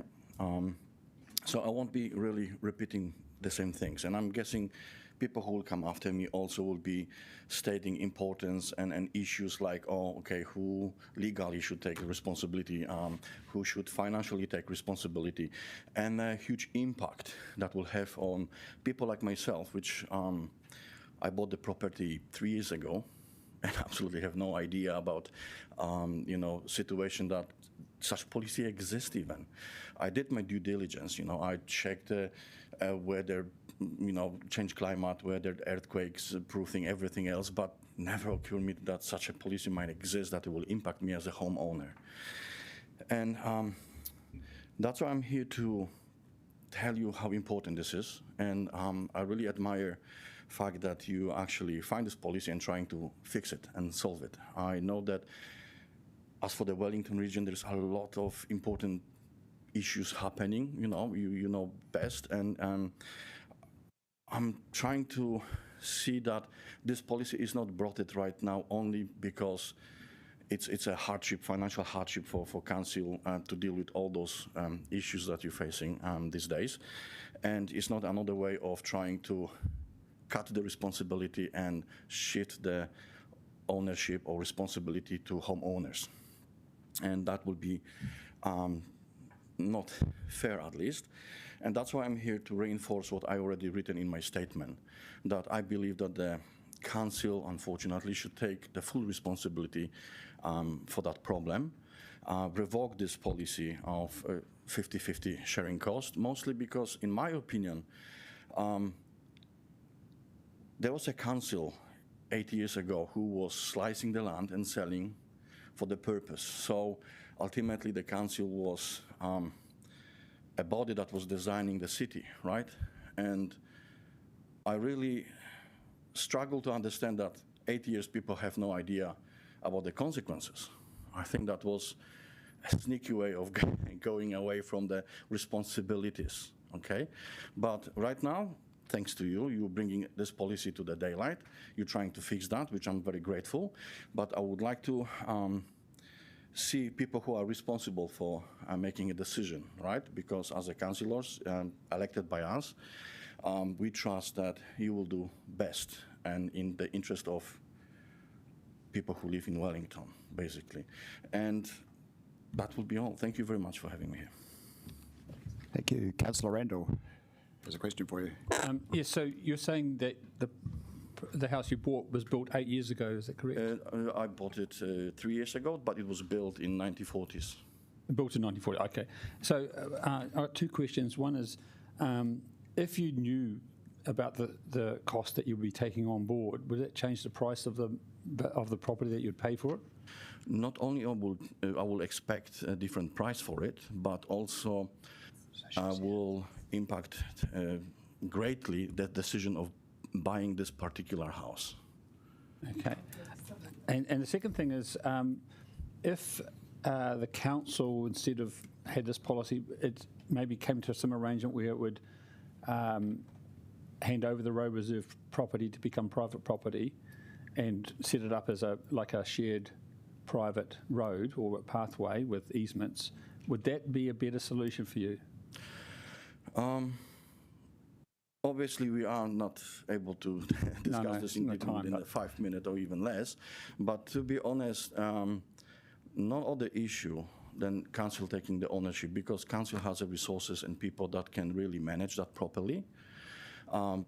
Previous speaker was mentioning that people, especially neighbors, won't have legal, skills and ability to negotiate such a difficult subjects. Okay, people struggle to decide about the fence that's going on. Yet you expect them to somehow find understanding on a very complex. And I guess my house has different issues. I mean, the place that we're talking about, the path, has different issues than some other people because they are not equal, not even. They've got different grade of difficulties, right? Maybe there are stairs, which in my case, these are plenty of them, retaining walls and other things. Those are very costly, but also crucial and important. And if people can agree on it, like neighbors, I don't see how a solution that will involve negotiation and stuff like that will be helpful, really. Therefore, I strongly believe that council will be better placed to manage something that partially it belongs to the city. So thank you. Thank you for your presentation and answering those questions that way. Much. And our next person is Rosemary Collins. Good morning. I own a house which is next door to the Crawley Tunnel, and I share a common access path with 3 other properties. There are 5 steps leading from the path down to Glenmore Street. Now, in my opinion, the shared access paths were part of the housing and growth strategy of their time. They allowed for the land in question to be developed, houses constructed, and in this manner, the city increased its housing stock and its ratepayer base. It benefited all parties. I asked the question whether these paths are more costly to maintain than footpaths on steep streets or streets with very few dwellings. I would argue they are not. In my case, there's a concrete wall below the path. However, it extends to the mouth of the Crawley Tunnel, well beyond the path. The wall offers a measure of protection to passers-by from any falling debris, and it's also important to keep that area clear of obstruction. There's also a drainage channel along the base of the wall, and that too needs to be kept clear. Now, the council is proposing to bring all the paths and related structures to a like-to-like standard before passing responsibility on to private property owners. I foresee the council coming back to affected property owners in a relatively short space of time with a requirement for these same walls and structures to be upgraded to the current building code. In essence, they would be required to adopt a higher duty of care than the council is prepared to exercise itself. I am strongly of the view that the council is solely responsible for any retaining walls or structures which it has built on road reserve. It would be extremely unfair to expect individual property owners to assume responsibility for structures they did not build and do not own. In addition, in land they do not own. According to the Strategy and Policy Committee report dated August 2008, there were 403 half-cost paths, totaling 16 kilometres. This represented 1.9 of the public footpath, then said to be 850 kilometres. In October of last year, there was an article on the council's website in which there was reference to the infrastructure team being responsible for 2,000 kilometres of footpath. If the latter figure is correct, half-cost paths represent 0.9% of this network, and the affected paths even less. The Council's own reporting shows that over the years it has spent very little maintaining the paths, and certainly that has been my experience in 39 years. I would point out that I have actually contributed to the half-cost path costs. The Council is weighing up public versus private benefits in respect of the paths, yet there is no consistent rule. For example, take the levy for the Moa Point sludge minimisation facility. The levy does not apply to protected Maori land. Also in 2023, Transport and Infrastructure Manager Brad Singh noted his team looked after 26 kilometres of bicycle lanes, which was expected to increase to 166 kilometres. Have cyclists been asked to contribute to the building of this network? Will they be required to contribute towards future maintenance costs? My point is that as ratepayers, we all subsidise one another to some extent. The half-cost path policy dates back to 1934. I would be interested in knowing what the situation was prior to then, as a number of the properties, including my own, predate this arrangement. What easement provisions were in place when the properties were built? The Council has identified challenges in administering... Sorry, Rosemary, your 5 minutes is up, sorry. And, That's fine. so I guess we could read the rest of the submission. It's a good time to stop. Yep. No, thank you very much. Thank you very much for that. Questions? Nigel Charman is next. Thank you. Thank you. Thanks very much.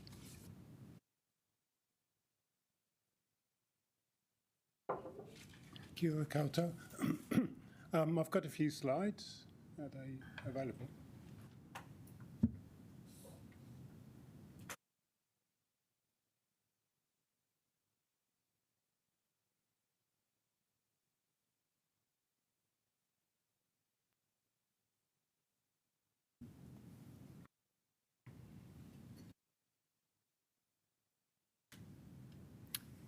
There we go. Thank you. So I live in Arrow Valley in Durham Crescent. I'm representing myself and 2 of the other properties. The 4th property hasn't given me approval to represent them, but I've got no reason to think they wouldn't be of the same mind. Next slide, please.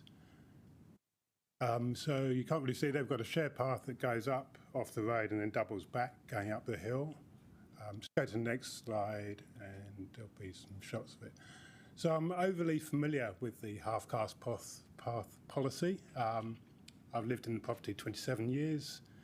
We had some handrail and new asphalt put down in 2003 and willingly paid for that. We then had a slip above the road and had some sprayed concrete put down for that. I'm not actually clear that we should have paid for that in hindsight, but we did pay half cost for that. And we've now got another slip between one bit of path going up and the upper path up above it. The engineers say it should be hydro-seeded, which is the cheaper option. There's a concreting option, which is about $100,000. And it's still not clear whether we're being asked to pay half cost for that or not. The policy is really unclear around retaining structures. Next slide, please. So I've selected option 3. Basically, we've got use of the path and don't mind paying something towards it, and the handrail as well. Next slide. But I really want to separate out the retaining wall and supporting structures from the half-cost path. They're not clearly called out at the moment.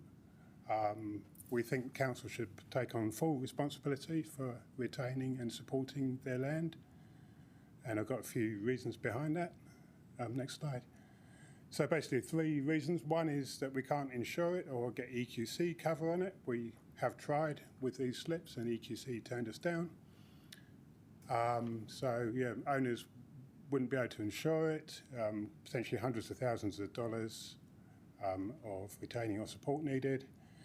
We can't get a mortgage on it if we need be, and there's potentially health and safety issues with that land as well. Next slide. The upper path then supports the boundary, is right next to the boundary of the property above it. We've got cracking on that path. If that path goes, it's likely to affect the land above it. So I think council would be responsible for fixing that up in the case that that path goes. And then the final reason is really one of equity, that next slide.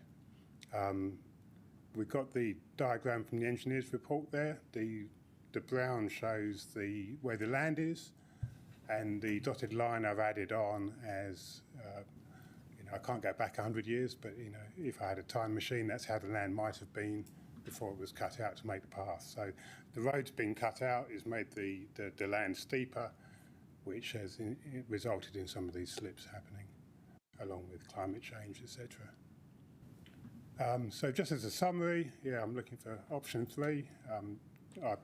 Option 1 or option 5 would be fine as well from my point of view.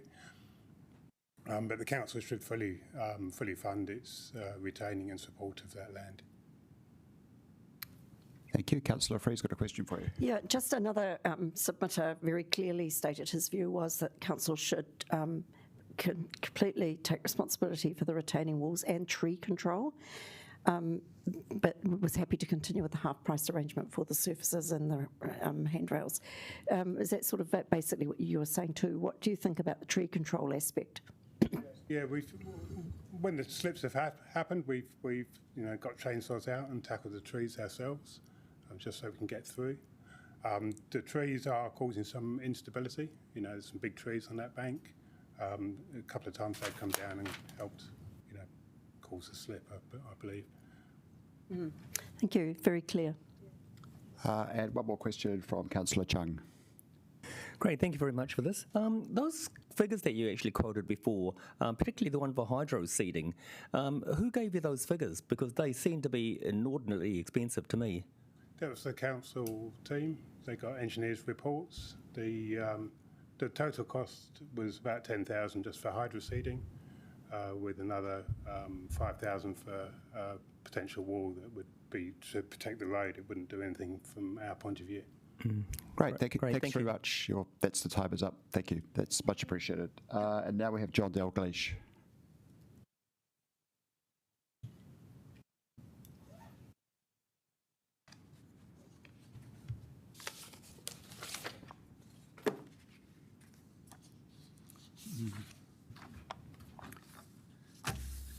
Around 90 years ago, the Wellington City Council agreed to share the cost of maintaining paths servicing 3 or more properties. It is reasonable to assume that the purpose of this half-cost path policy was to make it easier to access and thereby encourage the building of houses on difficult-to-access sections. The Council now wishes to renege on that agreement and wipe the existing policy. Shared paths are the sole means of access available to homeowners without vehicle access. Everyone and everything that enters or leaves these homes must travel on the shared path. The path is an essential item, no less important than public footpaths, cycle lanes and walkways that are fully funded from rates at no cost to users. The fact that Wellington may be the only city in New Zealand that has a shared cost path policy does not mean that the policy is redundant. It simply means that Wellington has a greater number of homes built on steep and difficult to access sections when compared to other cities. In reviewing the shared cost paths policy, several options have been offered, and the Council's preferred option, number 4, being to unilaterally wipe the existing arrangement that has stood the test of time for 90 years. This is a very negative approach to problem solving. In effect, property owners are being blamed for creating the council's problem and being punished by having the shared path policy wiped. The Council is at pains to stress that it is not legally bound by the existing policy. But given that the policy has been in place for 90 years and has worked well for property owners, there is a clear moral obligation to at least maintain, if not improve, Council's contribution to maintaining the shared cost paths. Which brings us to the obvious solution. The preferred option for property owners, number 5, is for the Council to take over the full responsibility for maintaining the shared paths and spread the cost over all ratepayers as they currently do for public footpaths and walkways. All that is required for the Council is to add maintenance of the shared pathways to the extensive list of maintenance work currently delegated to downers. The administrative burden then disappears and the cost becomes part of the general rate to be shared by all ratepayers. This is a win-win situation where the Council can actually be seen to be doing something with a positive outcome for property owners and shared cost paths. The Council is proud of its motto, absolutely positively Wellington, but it is promoting a negative outcome for shared path property owners when there is a much better option available.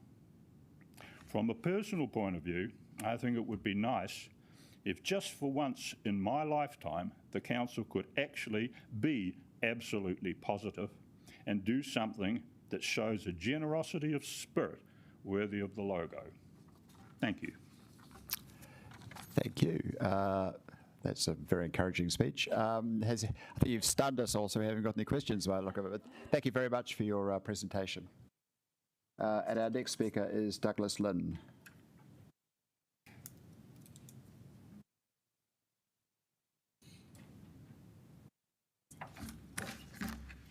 May I start now, or do you want to hand them out first? Thank you.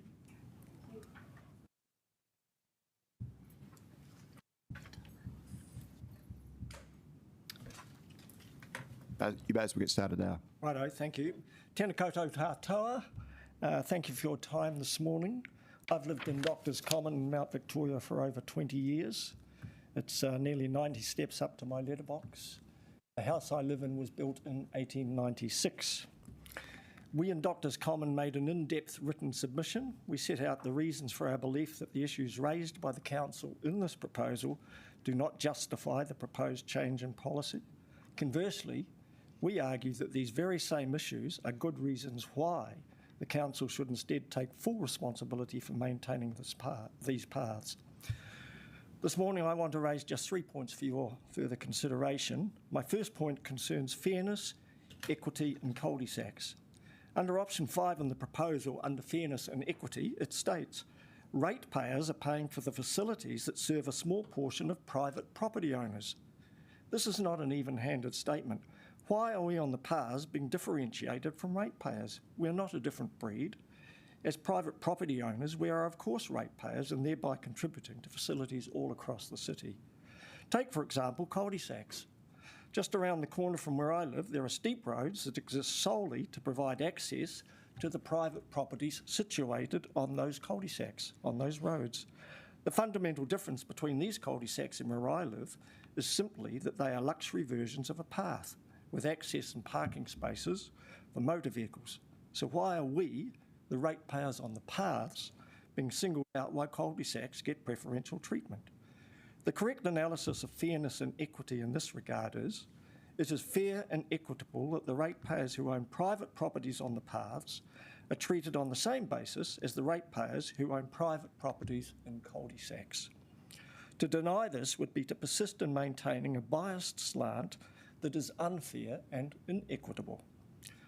My second point concerns the vision and outcome that underpins the recommended option. In recommending option 4, the Council is seeking to rid itself of continuing responsibility for these pesky paths, other than its health and safety obligations as a landowner. But there is no vision for how the paths would likely fare under option 4. I'm not surprised. The proposal makes it plainly evident that the outlook for the paths is bleak and that they would fare poorly in the decades ahead. If the Council with its permanence and continuity, its regulatory powers, its civil engineering and its project management expertise, and all of its other resources, if the Council has failed to make the current arrangement succeed, how could anyone reasonably expect a miraculous turnaround just because the property owners were now being left to their own devices? Let's be frank, that's why there is no vision and outcome in this proposal for the future of the paths under option 4. My final point concerns public benefit and health and safety. Under fairness and equity for option 4, it says supporting infrastructure on road reserves can be argued to be of public benefit. We in Doctors Common most certainly do argue this. We frequently encounter visitors on the paths. They are domestic and overseas tourists, locals out for a stroll, and even younger folk who run up and down the steps for physical training. In short, paths, walkways and tracks, including the half-cost paths, are an intrinsic and attractive feature and an essential feature of Wellington's cityscape and are of public benefit. The Council should be, in my opinion, concerned for the future prospects for health and safety in the decades ahead if option 4 is adopted. For option 4 under operational and financial feasibility, the proposal states the Council will only respond to safety needs rather than undertaking regular condition assessments. This is surprising. Rather than just waiting for accidents to happen, there is a public expectation, in many cases a legislative requirement, that organisations will proactively monitor for risks and hazards within the scope of their responsibilities. In this regard, the additional benefit in option 5 is, and it's not in the policy proposal, the Council would be well placed to integrate its health and safety responsibilities with its maintenance and renewal program. That's the end of my submission. Thank you. Thank you. Doesn't look like we have any questions. I think you've made your points very clearly. So thank you very much for that. Thank you. Douglas. Our next speaker is Philippa Conway.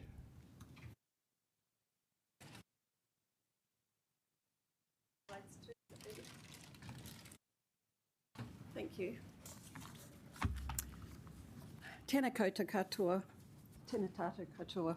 Ko Philippa Conway tōku ingoa, ko tēnei te maunga that I'm now being asked to look after. This is the wall that the Council is proposing I and my 3 neighbours should take responsibility for.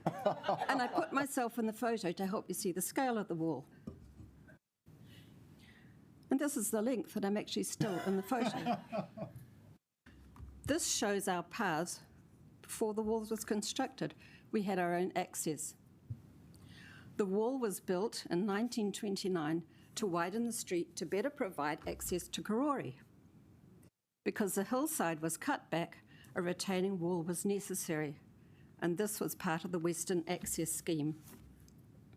The wall on Chater Street was also part of the Western Access Scheme. It was built at the same time and used the same building technology. But the Council recognises that the Chater Street wall could fail in a big earthquake and has already started engineering work to strengthen it. Have engineers assessed the Plunkett Street wall for earthquake risk? If so, what was the result? And what would be the cost to bring it up to code? Were it to fail, there would be huge and unrealistic costs to the landowners if the cost for remediation were to be unfairly forced on us. At the end of this decade, the wall will be 100 years old. Is the Council aware that some of the concrete balustrades are fracturing because of corrosion?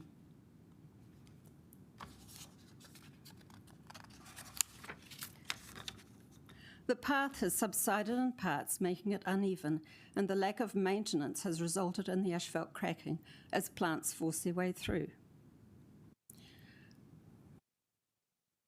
And this is where a hole has been dug, presumably to repair a water leak. This was at least a couple of years ago, and yet no one has come back to replace the asphalt over the exposed path. If I'm to be given responsibility for maintaining the path, would it also be my responsibility to repair the path when other services need to do work under the path? What does the Council mean by the phrase like for like as part of the Council getting the path and retaining wall ready to hand over to the 4 households above the path? Does it mean the Council would repair the asphalt before handing it over? Does it mean the crumbling concrete on the balustrades would be stabilised? Does it mean a comprehensive structural investigation would be carried out to assure us that the wall would not fail in the event of a large earthquake. This wall was not built to benefit the households above the wall. It was built to widen Plunkett Street. The replacement path along the top was built because our own access had been taken away, and I don't see why I and my neighbours should be forced to take over responsibility for what was essentially a roading project. He pātai? I think you made your points very well, but Councillor Free has a question for you. Yeah, I think you've raised some really, really good points. Health and safety, if the land actually belongs to council, then do you consider that we as the owners, like council collectively, actually holds the health and safety responsibility for people that walk across that land? The simple answer is I know how to take care of myself, but not my little children, not my grandchildren. So yes. And how safe is that retaining wall, just out of interest? Well, the retaining... I mean, not the retaining wall, sorry, I actually meant to ask about the handrail, Yeah. yes. Well, the thing is that the path gets very mossy during winter, so I walk along the concrete lip. And I don't know. I mean, I suppose I started looking a lot more closely at this wall when your policy proposal came through. And now I don't know if I should hold on to the balustrade or not, or I should walk on the mossy path or not. Councillor Rogers has a question for you. Thank you. Thank you very much. That was a fantastic presentation. I love the photos. I was just thinking, if we separated out the retaining wall, the specific aspects of the path and the handrail, I guess you mentioned that the road was widened and that was why the retaining wall was there, but there were previously private access. Do you think specifically on the path and the handrail side, the option should be council sort of like taking all of the responsibility, sharing some of that responsibility? I thought about that, and then I thought, well, where does the balustrade fit in? And then I thought, well, actually, you know, you could just slap a whole lot of asphalt over that, make it good, and I wouldn't mind so much. Why I wouldn't mind is because it gets sprayed with glyphosate, which I don't like, and I would at least be in control of that. But that's only speaking for me. I can't speak for my other neighbours. Yeah. Thank you. Sorry, I've got a question for you, the 2 seconds that are left. So as I understand the policy, is that there's no intention at all to transfer any liability to the residents for their retaining wall, and the issue would be strictly around the path and the balustrade. And the balustrade. The path and the balustrade. So The balustrade is part of the wall. The handrails. They're part of the wall. They're built into the structure of the wall. The concrete is concrete attached to the wall. Okay, so you've kind of answered my question. Thanks. And our next person is Marilyn Powell. Thank you.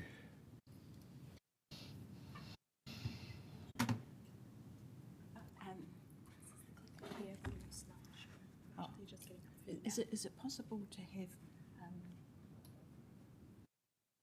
speaker's first slide up, because that's... Yeah, I'll ask you.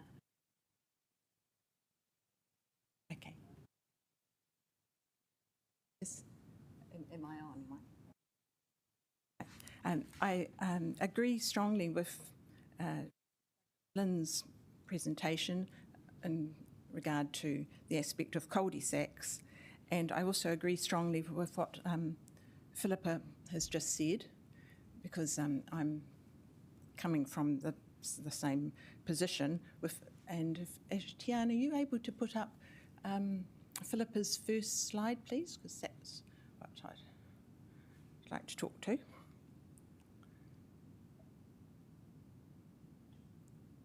Oh, the first one where she was standing against the wall. Right. Yes, that one. Yes. Okay. That wall. Okay. So this is the thin edge of the wedge. All Wellington homeowners be made aware. The council proposes that the maintenance of the footpath along a section of Plunkett Street, the one in the photo, is paid by homeowners. This footpath happens to be up high. Otherwise, it is just a regular footpath alongside the carriageway. All Wellington homeowners need to be made aware that such a precedent will lead to anyone on a cul-de-sac being billed for their footpath. Logically, this will lead to a push for property owners push by the council for property owners to also pay for their carriageways. Otherwise, it is an anomaly just because the only footpath there is up high, okay? So it's still the only footpath there. By the council imposing these burdens on us with high footpaths, we will become advocates for all dwellers on no-exit streets to pay for their roads and footpaths, just to be fair. Is this perhaps the actual agenda that the council is working on, and that we are just the pilot study? Because we will then say, why are we paying for our footpath? I'll just find how to put this. If I push that, we'll get my photos, will it? Here.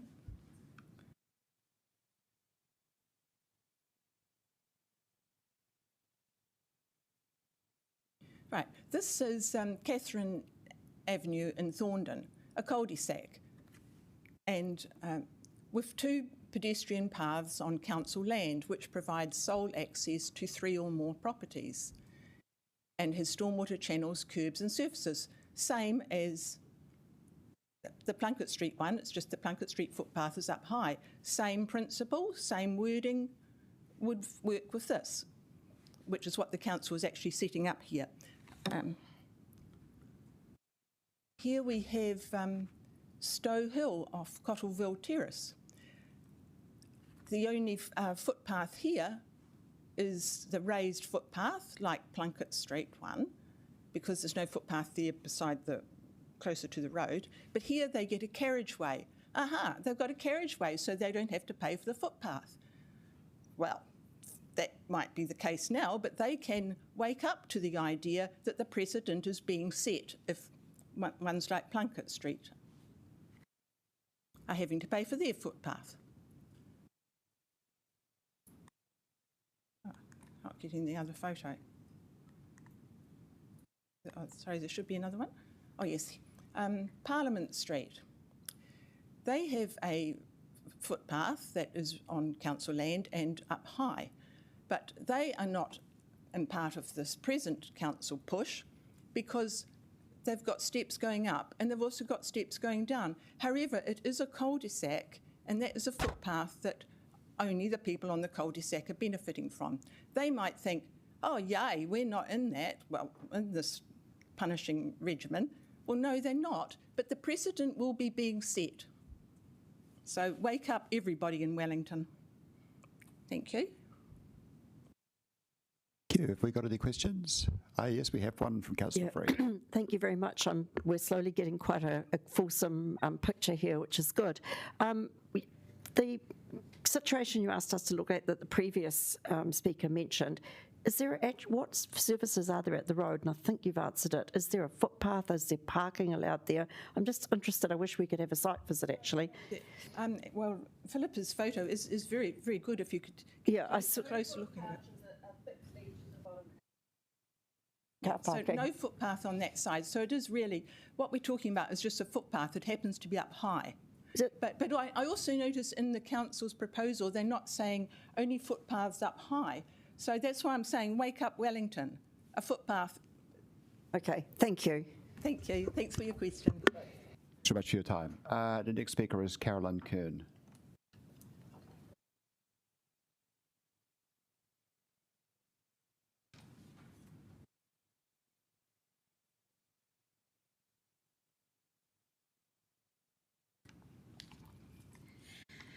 Good morning. My name is Carolyn Kern, and in case you wonder about the accent, I am a dual U.S. New Zealand citizen. I've been in New Zealand for about 28 years now, and I've owned my home in Wellington for about 7 years. I own the home at 97 Barnard Street in Wadestown. It's a home that's accessed by walking up a footpath over Wellington City Council-owned land. One of my neighbors had also intended to give oral submission today, but had a medical emergency with her brother and wasn't able to be here. We have spoken with all the people. Our neighborhood is quite friendly. We work together, to keep our path and our neighborhood clean and our streets safe, et cetera. So I think, most of what I say, they would agree with as well. So thank you for allowing me the opportunity to come and make an oral submission. And because I'm a solicitor, one of my primary concerns always is about the law. And I wondered about the legal authority for the existing policy. And I didn't have the time that was required to do a thorough research, and what I provided you is far from a proper legal memo. But it's just trying to look for the authority. Where does the Wellington City Council have the authority to require homeowners to pay for something on council land?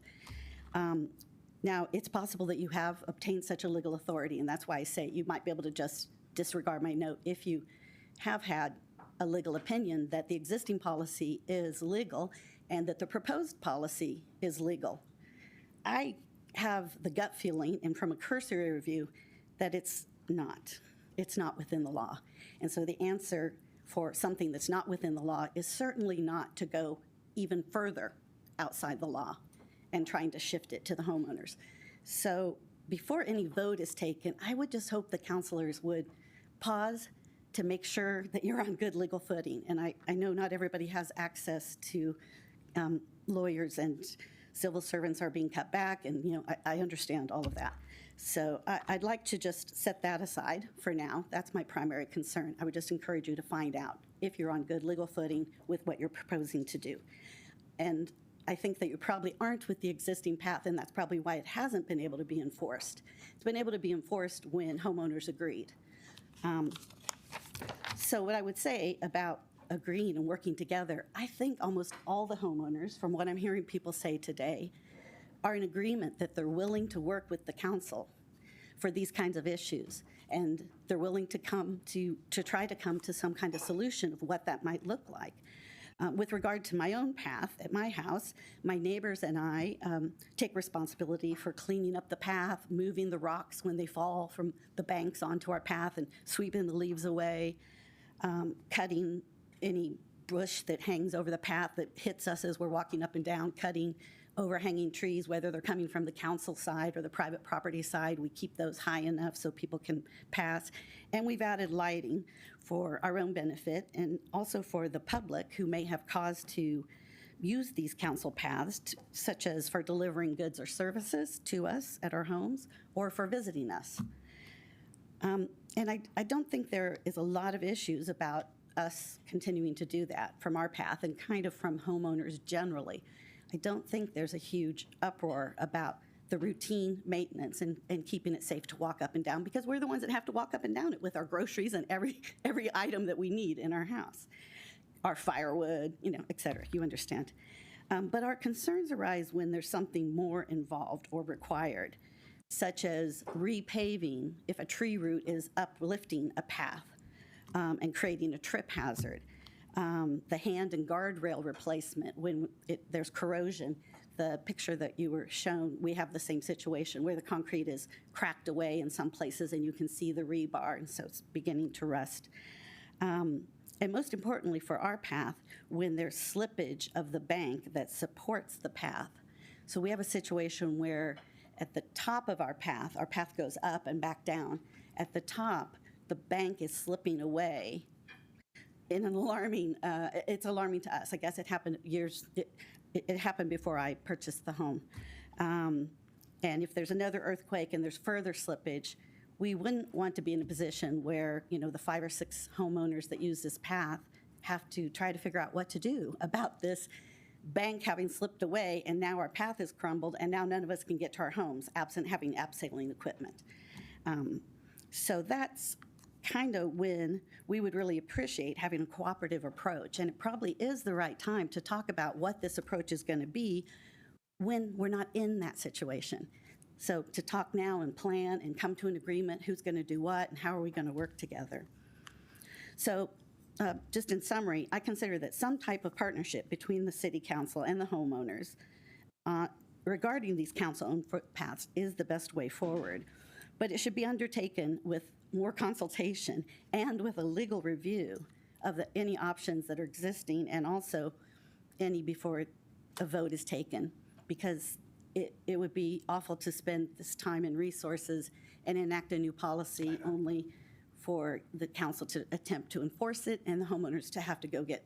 Thank you, Carolyn. Sorry, your time is up, but we only have one more presentation, possibly before lunch. So if you want to hang around for lunch, you could also. I know there are a couple of councillors who'd like to ask you a question as well. So you're more than welcome to stay. We've got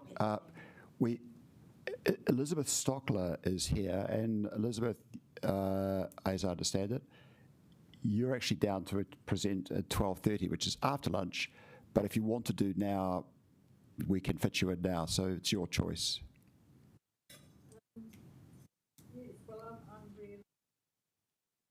Okay, and then so after Elizabeth has done her presentation, we will break for lunch to until 12:30. Good morning, everybody. I'm very of similar mind to all the other people, and I just think if this policy was introduced in 1934 and has worked very well since, why now is the necessary need to change it? We need a full explanation of the needs for this change, because just too hard to administer is not adequate when the implications of all the added costs and things that are going to come to homeowners. I'm one of three houses, or I own one of three houses, and have owned it for 28 years. And in that time have only had one, well, I've had two really. One I paid for myself, which was tree roots invading a septic tank pipeline and blocking on my section. And the other one was a small subsidence with health and safety reasons, which I contacted the council for, because a visitor to the property put a foot down the side of the subsidence. Fortunately, there was a good outcome for all of that. The owners of these properties in Wellington, a lot of the time are rented, both on either, I'm in the middle, and both are all rented properties. One owner I know, the other one I have no idea. If I need something cut back or whatever, I use a property owner. Otherwise, the actual pathway itself, I have never seen anybody there from council to do any maintenance at all, except for that one time. I have done it myself, paid for mowing of the lawns, sprayed weeds, kept everything weeded and tidy, and access available for all of the properties, because I have no other access. One has more access than I. And when I initially purchased, there was nothing on a LIM report that regarded any of this half-cost pathways. The house was built in 1926, so I would have thought that there had been, with council consideration for the building permit, that some consideration would have been included to maintenance, etc., within that policy agreement. And targeting it on rates, I just think if we can't manage simplicity, why are we adding more to all of these additions that are not going to be conclusive and they're going to be totally erratic to put onto the rate bill? It's simple, leave it as it is, and I agree with all the previous speakers and also to Kate's discussion. Everything she says in there is absolutely the way I and others feel about it. Did I say? I'm not sure. I haven't seen any council maintenance people doing anything to this pathway other than myself, and had a contractor to cut the grass. And I wouldn't know where to start in negotiating any of this sort of maintenance myself. You have all the expertise and all the contacts, and also the contacts of the homeowners within your ability to access, which I don't have. And I was agreeing with the first option, but then I sort of think there's a bit of both number 3 and number 1, that property owners using with multiple properties are often using this as a business effect, to a business effect. So they need invoices, separate invoices, not mixed in with general rates, etc. And I also think you somebody spoke about, Councillor Randall, I think, what about if we purchased that land? That would be good, but over 20 years ago, we all signed the okay for further development further up our street, and widening to allow that buildings to be done. The widening has never happened, and it's in Mitchell Street, the bottom end, where the Todman Street comes up, and it's actually, that street has now become a death trap. Coming in and out of it, as I do when I'm there maintaining, if you're there at between 4 and 5 of an evening, the young ones that are in this further development up yonder use it as a racetrack to see if they can get all the way up the street. Sorry, Elizabeth, we've run out of time, but Councillor Abdulrahman just has a quick question for you before we break for lunch. So, one question. Cool. Thank you, Elizabeth. That's really interesting. So have you ever tried to recover some of your costs for the maintenance of the road? Did you ever send an invoice to council the same way they ask residents? Me as well as, and we haven't done it. Now you are aware, maybe send them. I had good response, positive response with the small subsidence, and they repaired the railing, etc., and did a good job. So I was very happy.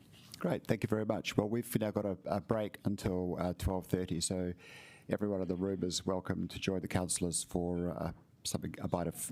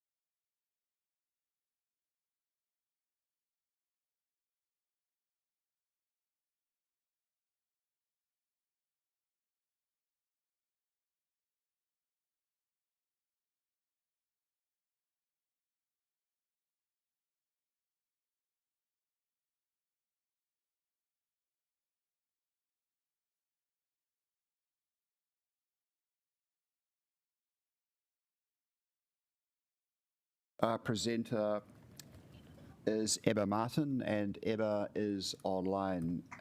So, Emma, hopefully you can hear us, and we can hear you. Kia ora koutou. Yeah, can you hear me all right? We can.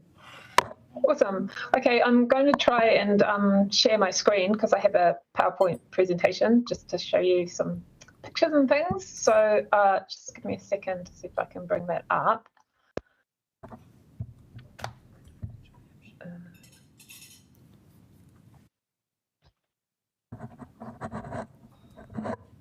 So we share screen.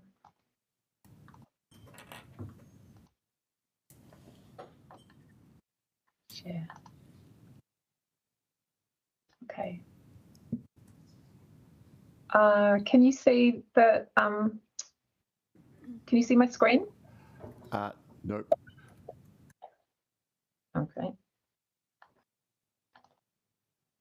Let's try again. Yes, now we can. So it should say submission on half cost paths policy. Is that you can see it? Yep, we can see that. We can see awesome. Right. Lovely. All right. So thank you very much for the chance to make a submission. So I live at number 14 Anticoast Street in Melrose, and that photograph you can see there is just a picture of the steps outside my house.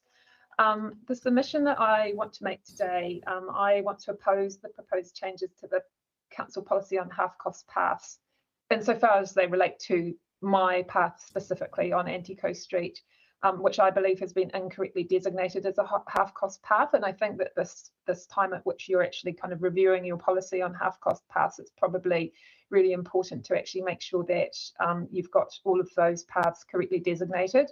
Although my submission actually is really specifically relating to the steps outside my house, I think it might also apply to some other paths designated as half-cost paths across the city, and I think it is really important to make sure that if you're calling something a half-cost path, it really is being used in the way that you think it's being used.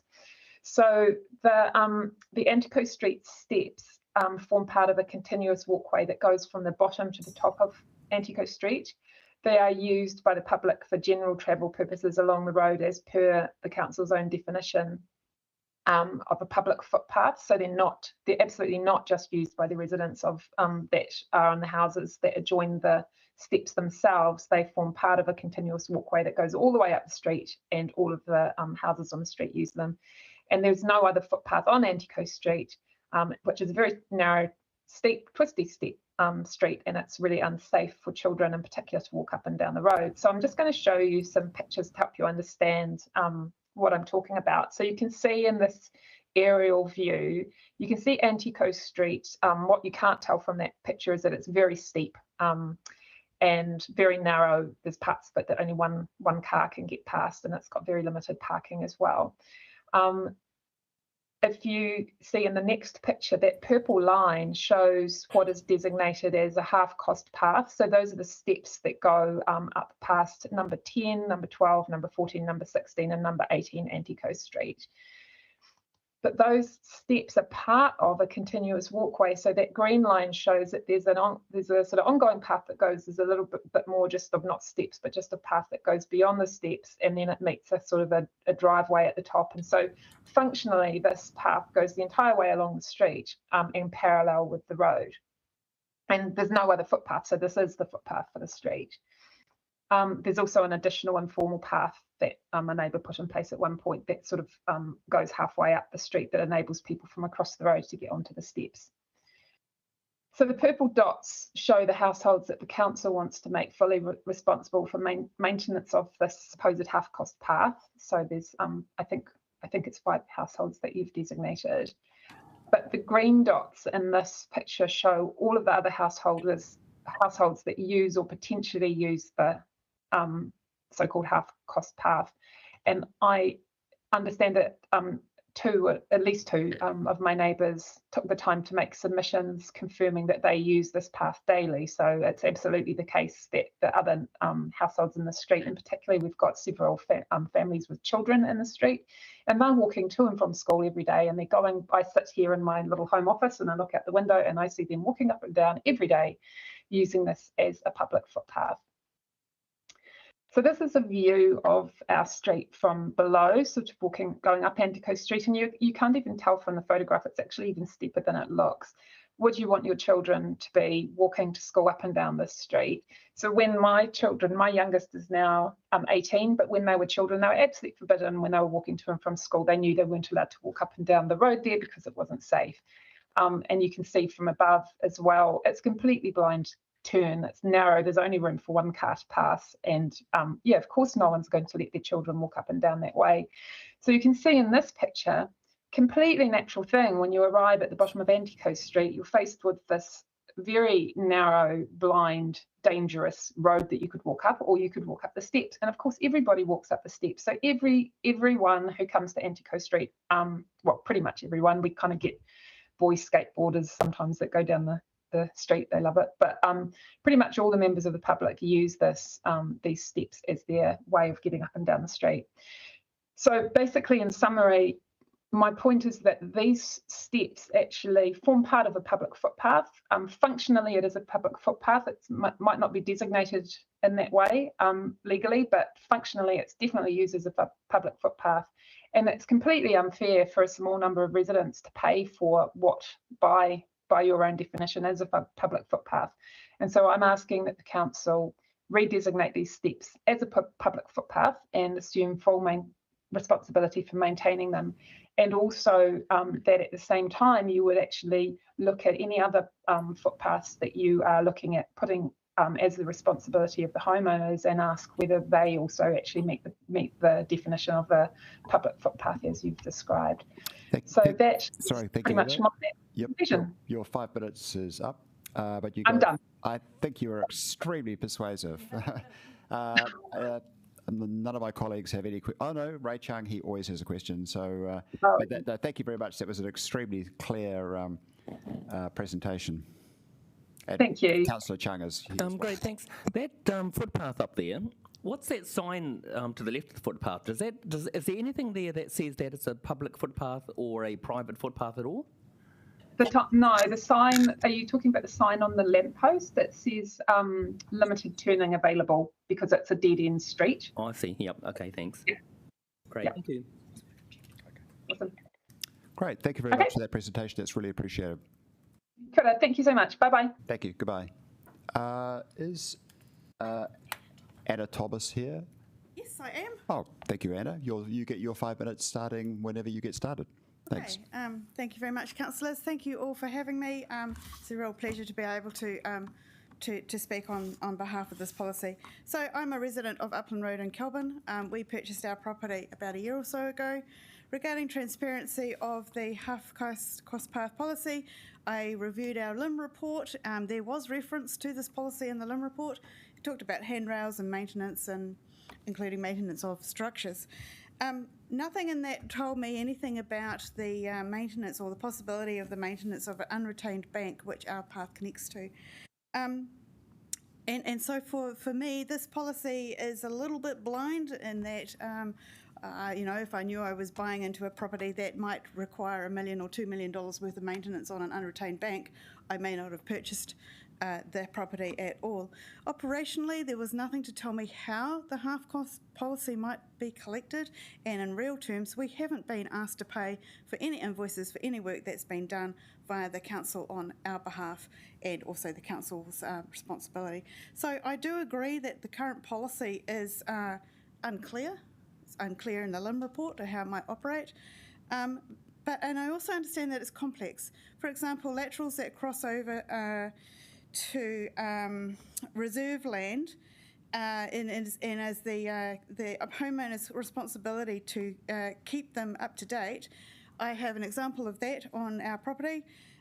It crosses a land reserve, and there's council trees on that land reserve. They happen to be purakawa trees, and so I have a question around how I might maintain the lateral pipes, which are currently blocking up our sewer pipes now and again. The current system is not clear, and the operationalisation of it is not clear. But I also purchased a land title. It was not a company share structure. It wasn't a unit title structure. The assets belong to the council. And we're being asked under option 4 to take full maintenance and responsibility of the paths and structures. And in our case, we have a large wall between Plunkett Street and where the school is that's been unretained for 100 odd years. It's quite a big burden to take on if it fails. Unlike an apartment or a unit title purchase, we weren't aware of our full financial obligation of purchase. There were no budgets to look at. There was no maintenance plan in the LIM report. We didn't own the asset. We're not legally bound by any other governing structures that require us to collect funds from other homeowners, and we didn't buy into that arrangement. We should not be responsible, in my view, of the health and safety, the building standards, contractors' maintenance or project management of an asset that we don't own. The public use of the site, if you know Upland Road, there's pretty much major thoroughfare through to Karori. It's also Council's responsibility to keep that road clear. The Council have indicated that it's difficult to maintain this policy.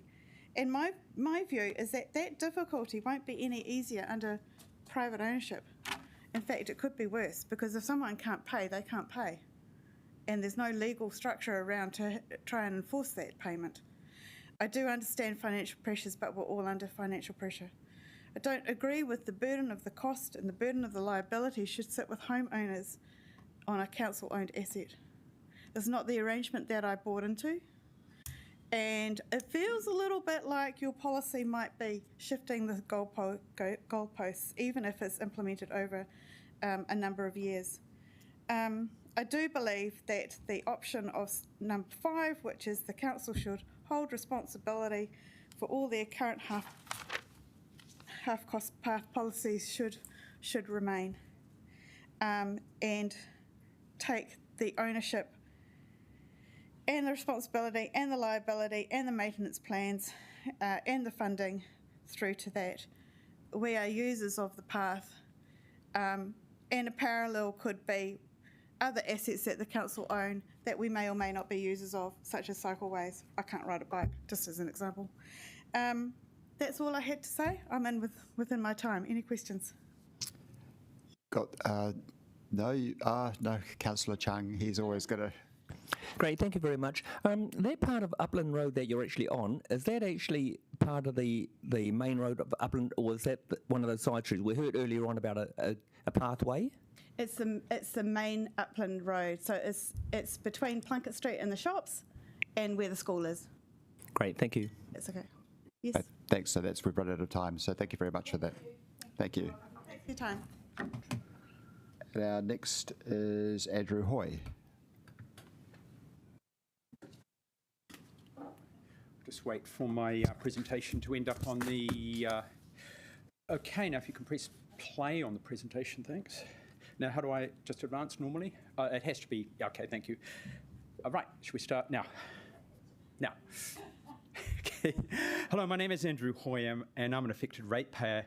As noted in my written submission, the council has been congratulated on its recent moves towards housing intensification in Wellington. I believe that non-conventional footpaths, my own catch-all term, like half-cost paths and through paths, are very important mechanisms through which inaccessible parts of Wellington's rugged terrain can be made accessible to new residential buildings. But if we're preparing for the possibility, we need a sensible and consistent policy on these non-conventional pathways. So I want to focus on the other point raised by my written submission, that of consistency. In my submission, I noticed that our own half path was sometimes treated as a public footpath and could in theory be designated as such. It's also apparent that there seems to be inconsistency in our local area about what gets designated as a half-cost path, where the residents must pay for upkeep, and what gets designated as a through path, where the residents pay nothing. Over the last 3 weeks, I've been unsuccessfully trying to engage with council officers to understand the policy differences between these two types of paths. I asked about the two paths in an area that seemed to be similar to our own half-cost path, but are instead designated as through paths, knowing why it was important for me to understand. Probably there was a complicated history in which a bunch of legal precedents and policies were set and applied over the years that led to some paths being designated half paths and other paths being through paths. Maybe these designations once made sense, or alternatively it was a more ad hoc was more ad hoc than that, and it just depended on the random circumstances of the era in which a given path was formed. But we don't have to be bound by this history. The council can decide to develop a more sensible and consistent policy going forward. As a person who has worked for much of his career on policy formulation for central government, I value a logical, equitable policy-making process that follows a clear rationale. I wanted to understand more about the differences between a through path and a half-cost path, so I decided to take a look at the 2 paths that I've mentioned. The first section of path that I asked about was a designated through path on Grafton Road in green. Now, note that I'm not talking about the section at the top, which does seem to be a through path in the sense that it does actually connect 2 separate places, Grafton Road to Evans Bay in this case. Instead, I focus on the bottom section. Having a walk down that path was a revelation to me. I've walked along Grafton Road for many years without knowing about these paths. Below the road, there was a whole new lost world down there. No dinosaurs, unfortunately. I just want to point out what we have here. The standard features of this path, we have a road and conventional footpath up there. We have a road reserve, a non-conventional footpath parallel to the road and the footpath, and then people's houses down below the slope. Compare this to the half-cost path, last photo, that runs outside our own house in the last photo. Again, same characteristics, footpath and road reserve, a non-conventional footpath, and then houses. Most importantly, this whole expansive path doesn't connect anything to anything. This is despite the fact that it's designated a through path. So here we have a non-conventional footpath that is functionally equivalent to our own half-cost path, but a path whose maintenance and management costs are completely met by the council. I'm running short of time, so I won't go and... it's not advancing. Sorry. Okay. I won't go in. This is Maida Vale Road, similar situation, very similar setup, functionally equivalent to ours, but at no cost to residents. And the main section of path doesn't connect anything to anything. So in conclusion, the proposed half-cost path policy risks cementing in place an inconsistently applied and inequitable series of path designations. This policy review is limited in scope and doesn't take a step back and review half-cost path policy in the wider context of other forms of non-conventional footpaths that exist out there. It also doesn't examine these issues in the context of how non-conventional footpaths can assist housing intensification. Instead, it proposes to essentially choose 1,000 households and families at random and impose additional ad hoc rates on them. So pass this policy if you will, but if you do so, please provide a mechanism to allow us to have our own half-cost path designated as a footpath or as a through path, because if this policy passes, that's certainly what I'll be seeking to do. Thank you. And 38 seconds of questions. Any questions? No, it looks like... Oh, no, with Councillor Free. Thank you, Andrew. Were you aware of the situation when you bought your house, just out of interest? No, not particularly. It was mentioned rather vaguely on the limb, but not. Okay. No. And just out of interest, when was that? Like, how many years ago? Was it recently? Or? We bought it approximately 6 years ago. Okay, thank you. Okay. Thank you.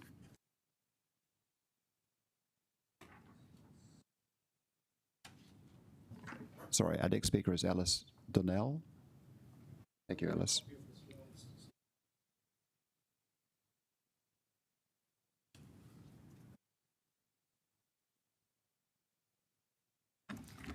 Hi, I'm Alice Donnell from 6 and 2 Plunkett Street.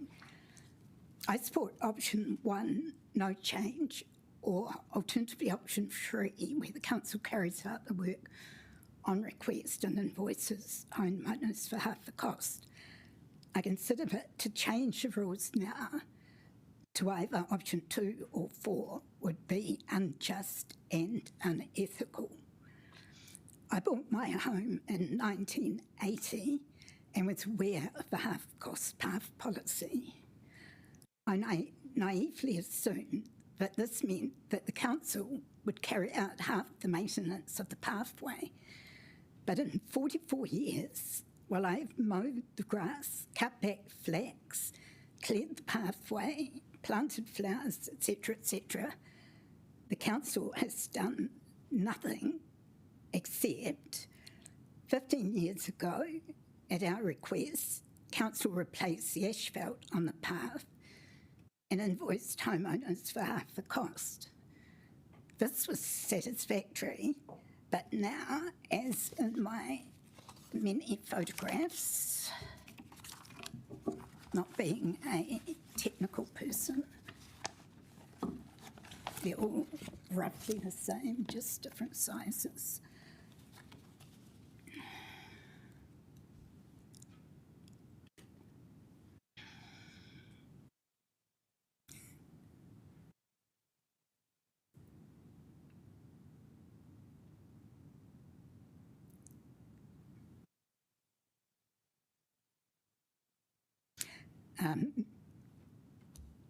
I'll proceed. Anyway, as shown in these photos, the roots from a tree owned by the council, a council tree, and on the council-owned land are breaking up the pathway in one area, causing a tripping hazard.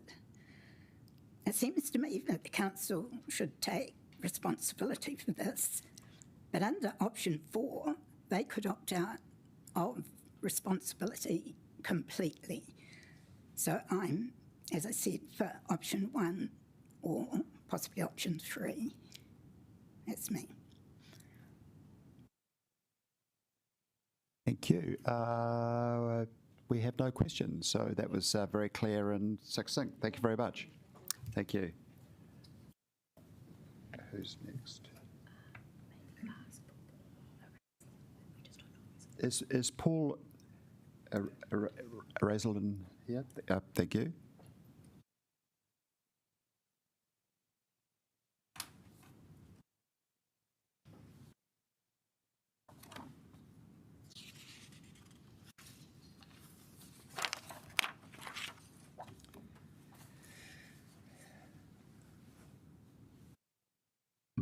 I do know how to use technology, but I was just a bit rushed, so I just printed them all out, sorry.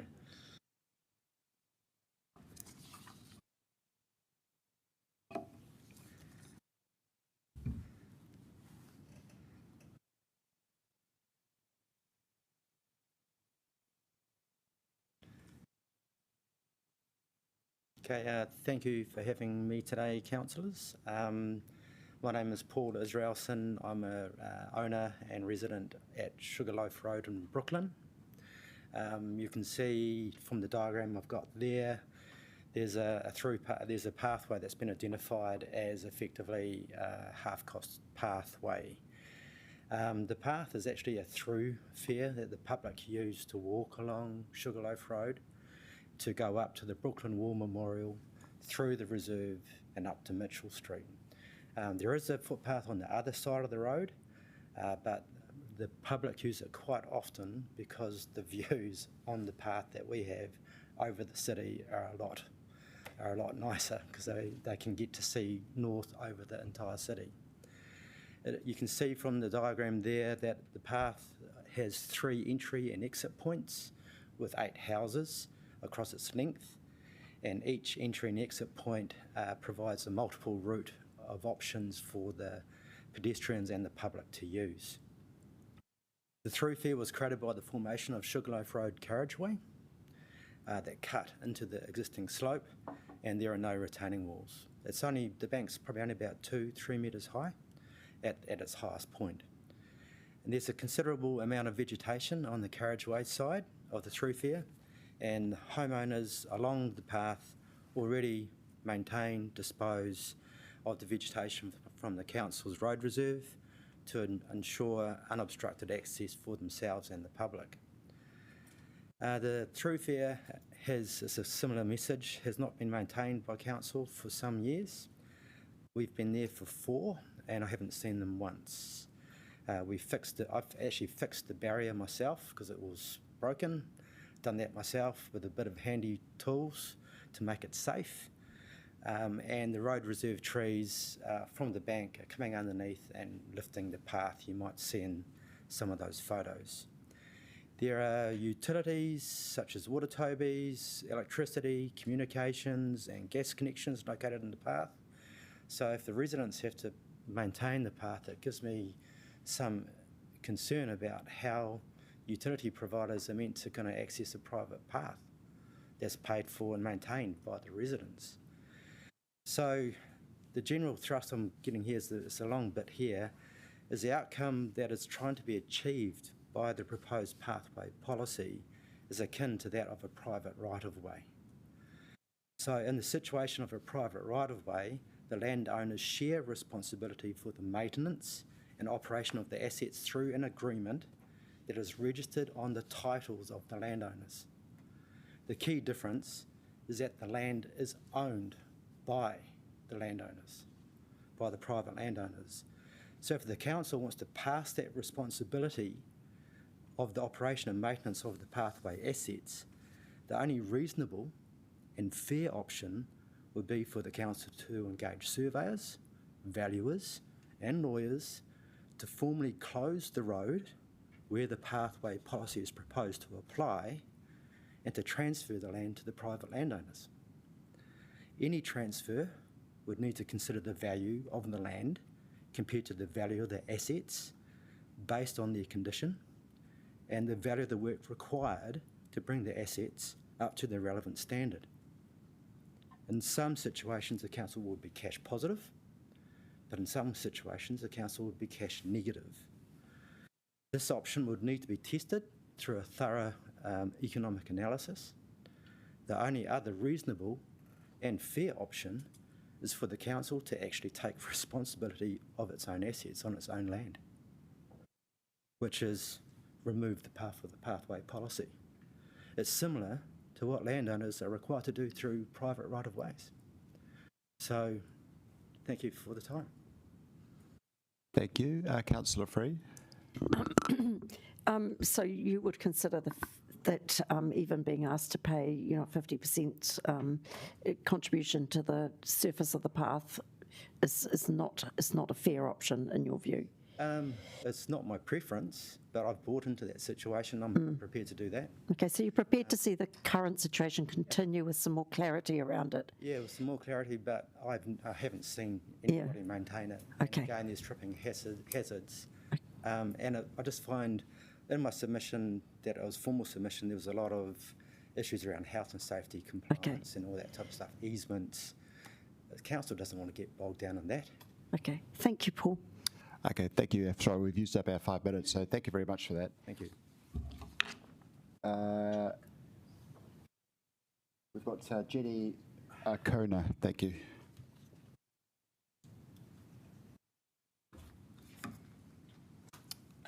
Hello, everyone. I'm Jenny Kauke, and I live on Sefton Street in Wadestown. And thank you for the opportunity to speak to you today about the proposal to revoke the half-cost policy. I'm against the council revoking this policy and passing the burden of maintaining these paths solely to households on the paths. I think the council should bear full responsibility for all costs related to maintaining the shared paths for the following reasons. First and foremost, the council approved the creation and subdivision of these properties with a shared path as the only form of access and have benefited from collecting rates from the land being used ever since. Paths sit on road reserve, which are council property, and logically both path and road reserve should therefore be council responsibility. If, as proposed, the paths were the householders' responsibility to fully maintain, but they were not the legal property of those householders, it would be impossible to get insurance for the paths.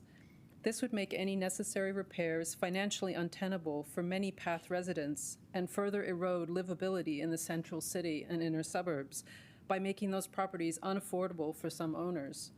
In many cases, these properties, and this was our case too, were only affordable to buy because of the shared path access arrangements.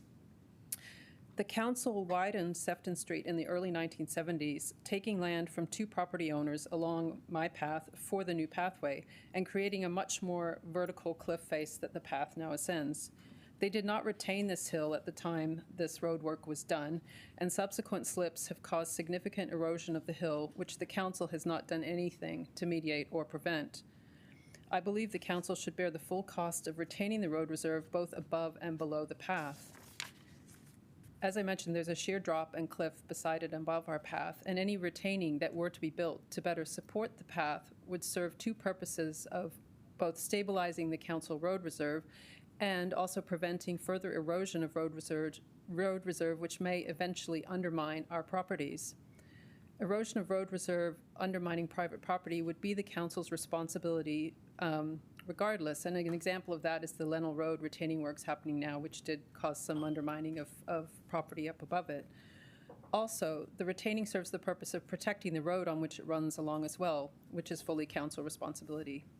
The costs of retaining works are extremely high, often unreasonable and untenable for many homeowners, just to maintain access to their properties, which again were approved to be built by council with this access arrangement. The complexities of arranging, monitoring, and ensuring quality work is carried out are not insignificant either, and in some cases, the inability to reach decisions among homeowners may lead to unsafe and dangerous path conditions over time. The council is in a much better position to manage these complexities than individual homeowners. The administrative costs and legal challenges of initiating this proposal also appear to be quite enormous, and it seems doubtful that the council may have the means to fund this action at this time. In reality, many of these paths require little maintenance, and the majority of any major future costs will relate to council's inaction, for example, no retaining after slips have occurred, or actions like continued widening of roads, and the lack of any planning for erosion or ongoing maintenance. For example, we haven't ever seen any maintenance on our path in the 11 years that we've lived there. As these will affect road reserve, not the path itself, they would still be council costs. The overall savings from this proposal are likely to be very small. Finally, I ask you to consider the human cost of this potential action. People living on these paths are normal residents, ratepayers and voters, workers, pensioners, and families. The proposed change to this policy would materially damage the finances and lives of people who have chosen to live and work in the city. Thank you. Thank you. Councillor Randall has a question for you. I just wondered about if you were forced to take on the responsibility around the retaining wall side of things. Do you have any idea what that would do to the value of your property? No, I don't know what it would do to the value of the property, for example. That probably would be good. I mean, it would be great to have some retaining because I think we're worried about encroachment as the road reserve further erodes. It comes closer and closer to the property boundaries along the path. And, you know, there's definitely vegetation that hasn't been maintained. I mean, we, the path residents, do a lot of maintenance of the vegetation, but there's some higher trees that we can't easily reach that are where they're literally, you know, look like they could fall at any time. And, you know, there's undermined earth, you know, with clumps hanging out and those sorts of things, even though we've certainly called council, sent council emails plenty of times, it's not something that they've ever come to maintain or even look at. Okay. So you know you can escalate to one of your councillors? Yes. Okay, so feel free to do that. But thank you very much for your participation. Great, thanks very much for your time. And our next speaker is Nuala.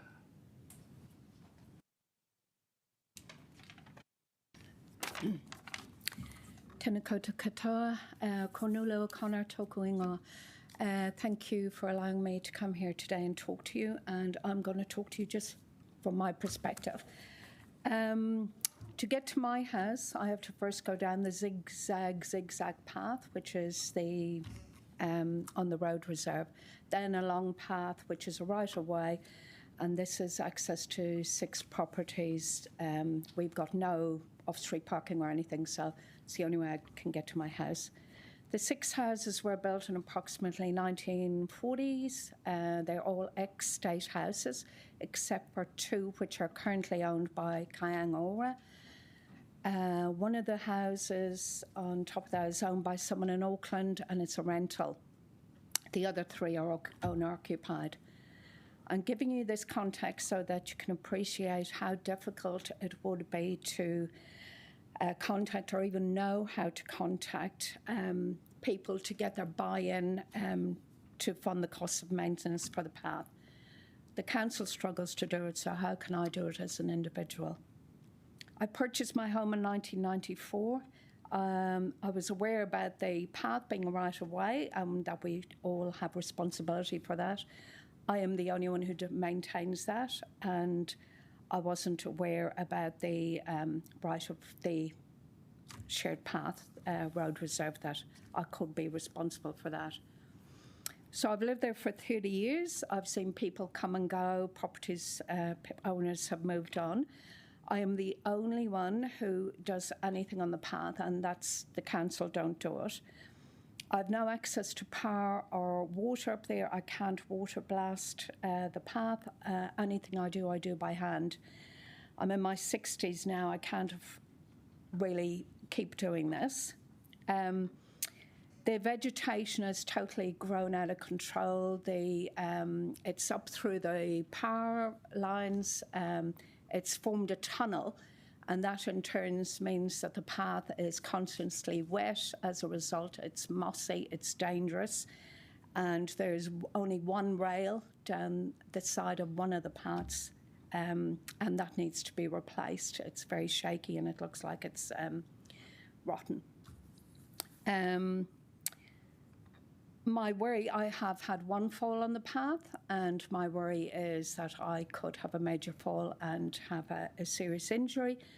And not just me, but someone like the postman, the delivery man, emergency services, visitors, anyone who used that path could have a bad fall.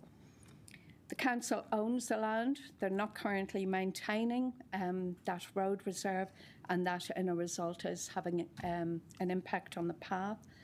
I've tried in the past to get work done. I've contacted the council, I've contacted Kayanga Ora, I've talked to neighbours, and I'm just left doing it, and I have to do it because I use that path at minimum twice a day. So I just do what I can. I've no means of compelling anyone to do the maintenance or to contribute to any of the costs, and other than taking them to court. So this would not enhance a sense of neighbourliness or community with the people I have to live alongside, as well as being costly to me.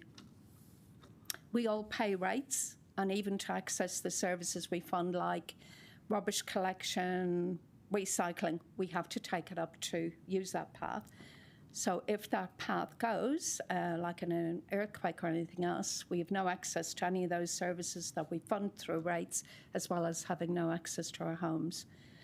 If there was an earthquake, I could imagine the cost could be, we're not talking about thousands, we're talking about hundreds of thousands. I'm also concerned that this sort of obligation, that could be impact on my ability to sell my house. These are ordinary houses, they're state houses, they're not anything flash. The shared path and surrounding areas, they need to be maintained so that it's not a safety hazard to those that are using it. Passing the responsibility to the people who live nearby, who use the path, is not going to ensure that that work is going to get done. The council's best placed to ensure the work is done, and that is where the responsibility lies, in my belief. Thank you very much. We've got nobody in the next 10 seconds wants to ask you a question. So thank you very much, Duala. And our next person is Augusta Connor.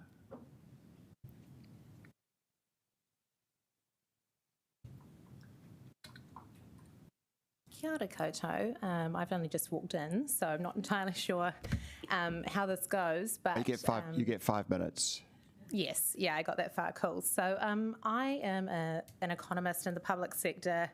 I live on a half-cost path, and I made a written submission as well, which I wrote quite quickly, but it is more fulsome than what I'll say now. But I think that basically there are two different issues. One of them is about who pays, and the other one is about who administers it. Obviously, they're quite linked, but I think that in terms of who pays, it's worth noting that in the proposal itself, you say that people can't actually afford to pay, and that there are real issues with extracting money from people who live on these paths to contribute. So I suppose that's one feasibility issue with the path users being the people who pay for its upkeep. The other thing, I suppose, is that it's worth considering who lives down the far end of the path. It's probably not the most desirable property. The people with more money probably live nearer to the road, which is maintained by the council. So I guess it seems like it's sort of fairer not to penalise people who probably would prefer to live nearer to the road and a place that they can park and that sort of thing, to have better access to their homes anyway. But I think in addition to that, so my feeling is really that it should be the council who pays, but I can understand that you're having an issue with the affordability of that, working for a public sector agency myself. So we can kind of get to that maybe at the end. But then, so I think if we go with the idea that the council should pay, I don't imagine it's very palatable for the public to administer a council paid program, right? So I suppose that we can take that off the table, that the council is not going to want the public to be administering something that is being paid for by rates and the money that you hold.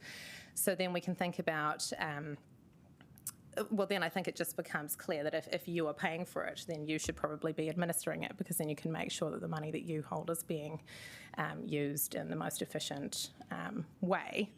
And obviously you can have more of a systematic approach to apportioning the expense among ratepayers if you think that there's something unfair about people who don't live on paths perhaps contributing to them. But as I've sort of said before, I think it's a little bit unfair really that people who live on roads have their access to their house paid for already. But I guess you might come to the point of saying then that, well, you still can't afford it.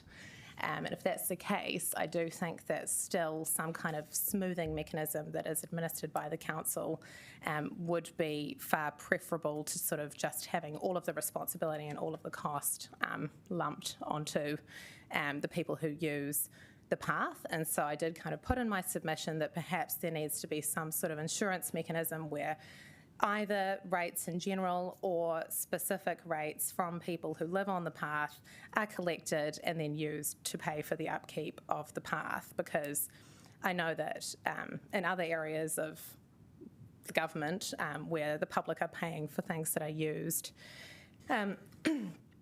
by, well, various people, I suppose like healthcare, when you have the potential for a particularly high cost falling on some people and not others, like maybe if you require an important treatment or something like that, normally we would have some kind of insurance mechanism that means that the individual isn't paying for the full amount themselves. So I think it is an important function of government to sort of pool funds and do the administration of that for people, and then use those funds for the people who need it, because I know that given the amount of money that it can cost to maintain something like a path, it probably is more appropriate if we can smooth it at least among the different people who might be hit by those costs. You know, they may be tens of thousands of dollars, and notably people who live in homes that are actually not owned by them might be at risk of ending up with worse access to their homes, because landlords might be less likely to be willing to pay for maintenance of the paths than residents. So I can see that I've got 1 second left. We've just got one quick question from Councillor Free. Yeah, sure. Actually, I put my hand up, but you answered it. Oh, okay. So it was really to do with special rates, and I think you sort of indicated that could be a possibility we could consider. Yeah. I mean, it's not my dream scenario because I'm an economically rational person, so I prefer not to pay personally because I live down a long path. But yeah, I think if it would be better than the alternative of just having to coordinate it Everyone ourselves, having to manage the it money. somehow. Yes, yeah. Great, thanks, Augusta. Thank you. Our next presenter is Matt Dean, who is doing so online. Matt, are you there? Could you hear us? Kia ora koutou. Can you hear me? We can. Yeah, Matt Dean, toko hingoa. I am here to present in support of my proposal for no change. And I'll just give you a brief, my brief background, and then there's a couple of reasons to support that. One is mostly based on the need for collaboration and the complexity of that, but also the, as we've heard from the previous speaker, the sort of one-off shock, large costs that may be too much for the adjacent landowners to bear in the event of needing to stump up. I'm a public servant. I've got 3 primary school age children. I live at the end of a shared path. The house that I own has changed owners 3 times in the last 8, or there's been 3 different owners in the last 8 years. Looking at the proposal, I feel that it's unclear as to the cost benefit of the proposal. It appears that there would be some significant costs for the council to bring up to an acceptable standard the paths around Wellington, and there becomes a point where the phasing of that over a number of years introduces its own issues. I have been around to do some sampling of shared paths around the neighbourhood, and a number of them have slumping paths, retaining walls that are in need of repair. And I think that supports what we've heard today. On the collaboration, I feel that what is tricky here is to be able to come to a consensus in what can be some complex areas with fellow adjacent landowners. I have experienced that personally. I feel that it's a uniquely Wellington issue because of our steep topography. Typically, shared paths access houses that are not on the street, and you get to know your neighbours through street contact. So by not being on the street, you do not know your neighbours as well as you might otherwise do. My path is in lieu of a footpath, so there's no footpath on my side of the street. It means that the interactions with neighbours are typically around issues that become pressing, like maintenance or other issues with shared paths. So it makes for difficult and strained neighbourly relations when that's the fronting issue. The council play an important role in that in the shared paths because they're seen as a neutral party who will take a more disparate view of such complexity or potential conflict between neighbours. And in this case, even though there was no consensus, allowed some progress. My last, I guess, just lastly, my concern about the retaining walls is that it's likely to be a significant cost that could happen unexpectedly, that is that you can't easily bear. So that is my proposal. Sorry, we do have one question for you. In fact, 2. One from Councillor Free. Yeah, so thank you for that, Matt. In the consultation document, or in the proposal generally, it said that council would restore the paths for a like-to-like condition before going ahead with what might be proposed. Was it clear to you what like-to-like would mean? Well, if a shared path is in a condition that is not suitable, there isn't a lot of restoration to be done, but there seems to be a problem with that a path is slumped, is not suitable for access, which I think there is the case. So it may not be clear to me what like for like is, but logic suggests that there be some form of remediation of paths that don't serve their purpose, aren't fit for purpose. And therefore, my observation, not only of my own path, but of other paths around the neighbourhood, are that there would be significant remediation required if that is what is required. That would come at significant costs, maybe outweighing the savings. Thank you. Councillor Chung. Great, thanks, Matt. You describe your street as you've got a footpath on one side, and but on your side it's elevated, is it? So that's on the high side, and does that give access to other houses there, or is it a dead end? So it just goes up and goes to your house, but doesn't go through all the way. No, it's a shared path. It's a dead end at my path, but it serves a number of other properties as well.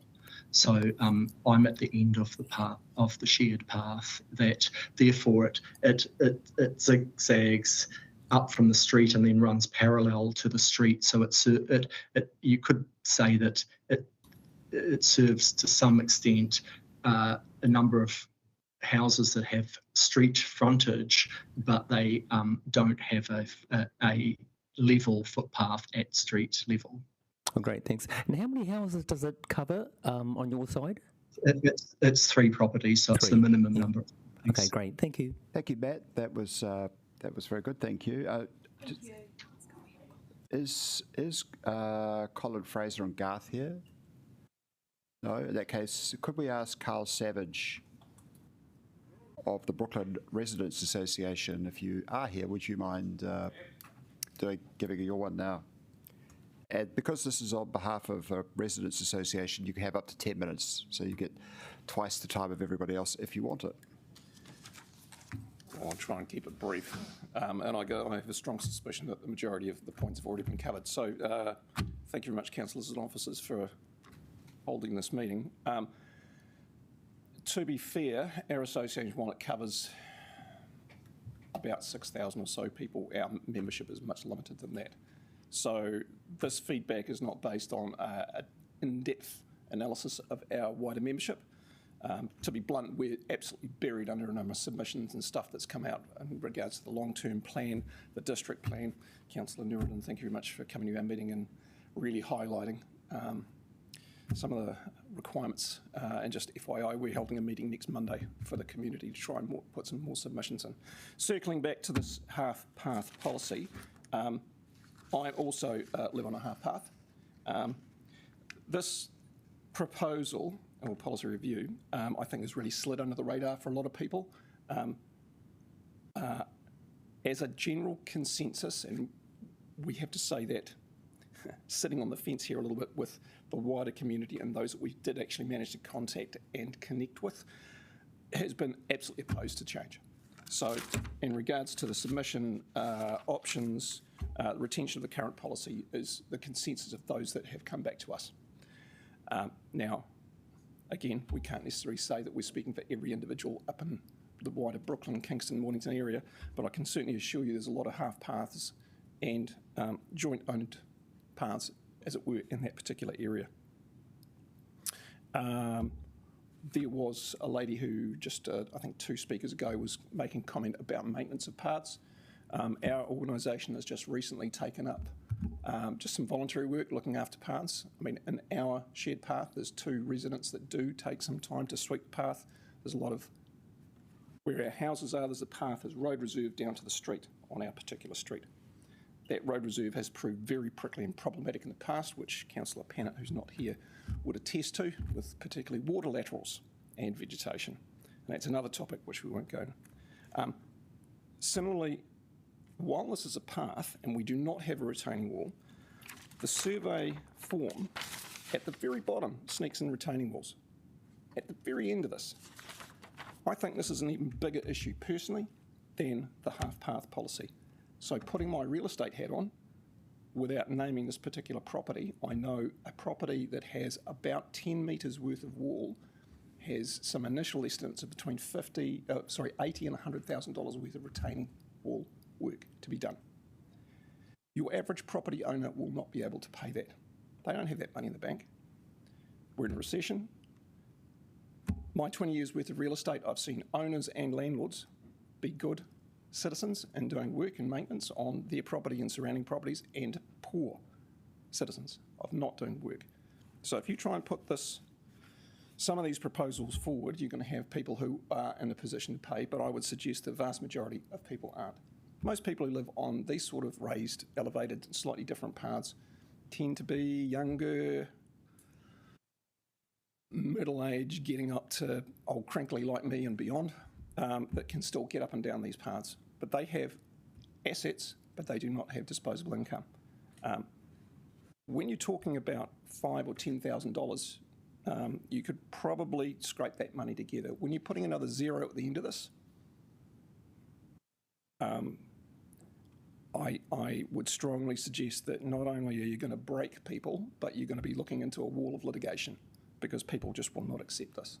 I think in many ways this half-path policy, while it's potentially part of your 360 review that the council has gone through, and it's good to talk about it, it's not been talked about long enough, it has not been widely publicised enough, and it has not had enough engagement. And our residents association has kind of dropped the ball a little bit, but we're a volunteer group. We're not full-time. We've got jobs, we've got families, we've got other things to do, and we've got other submissions that we're making regularly to the council. Much to listen to. Listen to is an interesting term, but listen to. The council brings a lot of assets to the table. It has, theoretically, a lot of professional buying, it has muscle and buying power of contracted services. It should have a good range of professionals within the organisation to oversee and get a lot of this work done. And because it's come out of left field for a lot of people, and I genuinely believe a lot of people are unaware that this is even being talked about, I would suggest just looking at the submitters list, that this isn't pages and pages long. This is not widely known. If it would, I think there'd be a lot more hue and a cry. But there's a wave of submissions and stuff coming out of council that people have to submit on. So we'll just set that aside. The retaining walls, I think, are a big issue. Again, working in real estate, I'm well aware of some of the costs there, and they are a real bell curve. You get some conservative, you get some outlandish costs. Unfortunately, in this day and age, what we're finding, care of the 2013 and 2016 earthquakes that we suffered from, there's a lot of broken ground underneath that we don't see. I think Councillor Free, you made comment about the like with like footpaths. What's the benchmark? Meaningless. So, I mean, we have some good sections on our particular walkway. There's other ones where there's a couple of us who are going to cobble together, go down to Bunnings and get some coal tar and pot it up. On our strip of walkway, speaking personally, we see Parks and Recs people maybe once, maybe 2 times a year. Very grateful for that, but we get out there and chop some of the council vegetation back because otherwise it would be all over the path. Topping and heaving back into the road reserve. Sometimes if it's big enough, we end up taking down to the greenfield down at the council. But generally speaking, I would suggest that looking at, I think I'll stand corrected, there's 76,000 ratepayers in this city, both owner-occupiers and tenanted properties. And then you've got 10 or 15,000 commercial. I'll stand corrected on those numbers.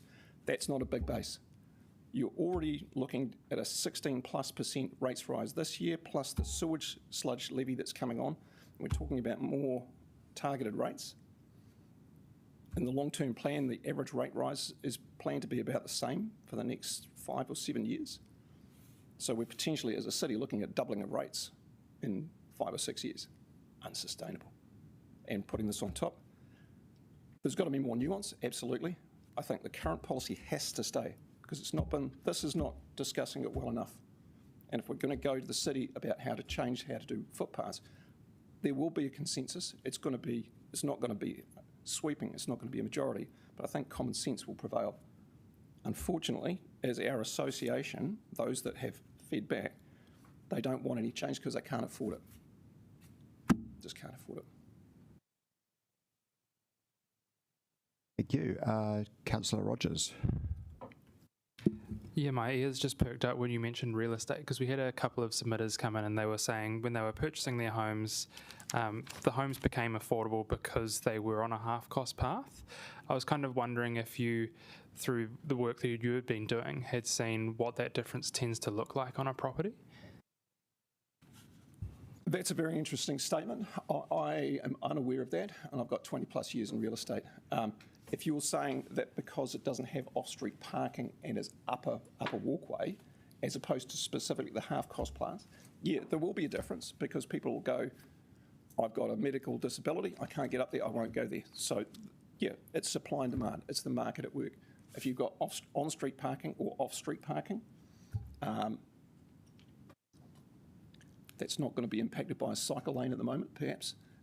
But if you've got the ability to drive your vehicle off-road, it's safer because Wellington has traditionally very narrow roads, and with the increasing number of large vehicles, such as recycling vehicles or some of the rescheduling of the bus routes, the number of wing mirrors you see on the road is markedly up from when I was a kid. I'm born and bred Wellingtonian, so I've seen a lot of change in this town.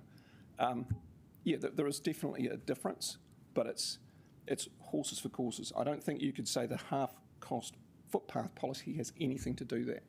At the moment, there's nearly 1,000 property, well, about 1,000 or so properties for sale in Wellington City, the Territorial Authority of Wellington City up to Tawa.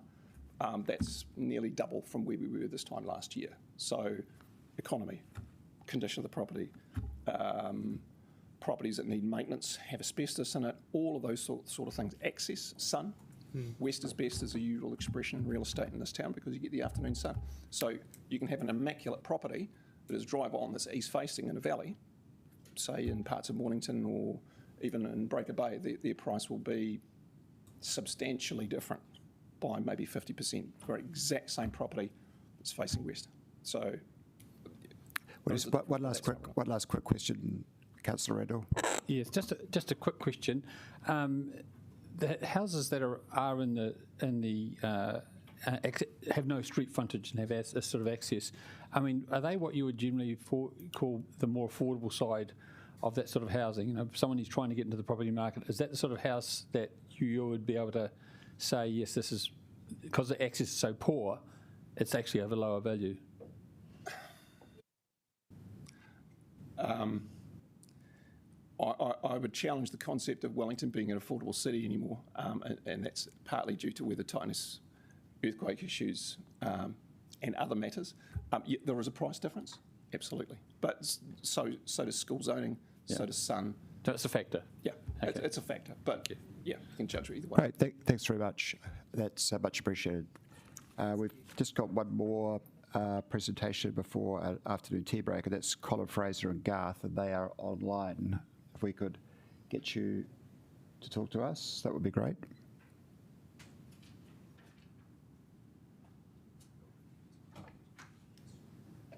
Are you there, Colin?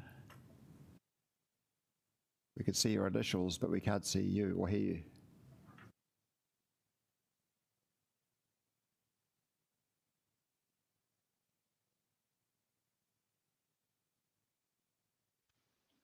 Hearing me now?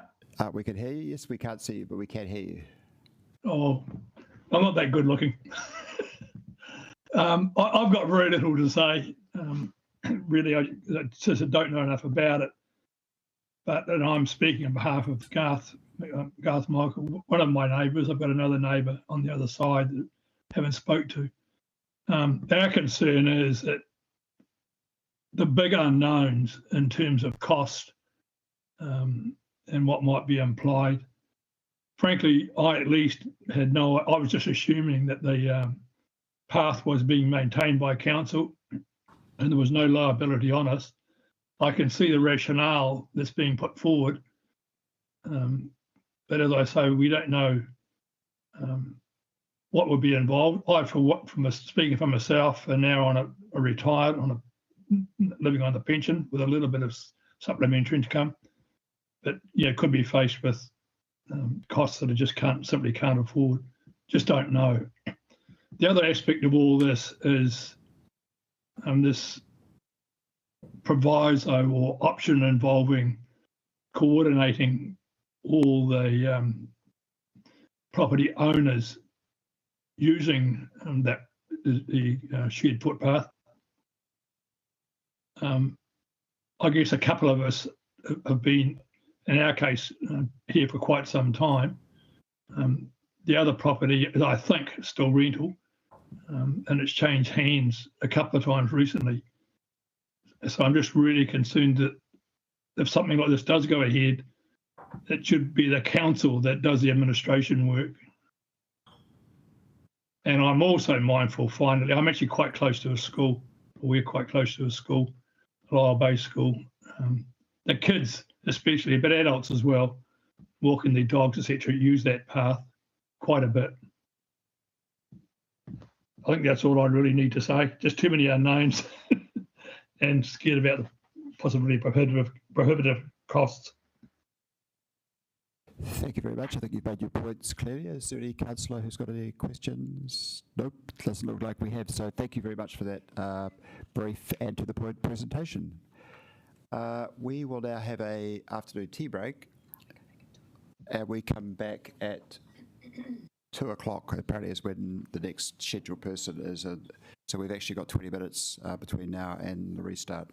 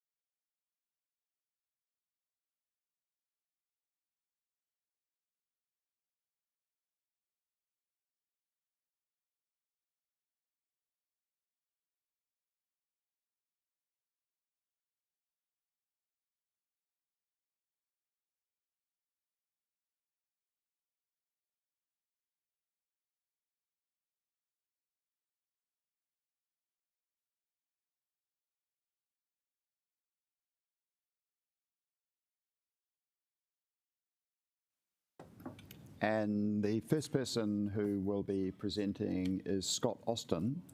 And I think Scott is online. Oh, no, sorry. Scott is here in person. Thank you, Scott. You can, yep, yes, please. And you get 5 minutes. Okay.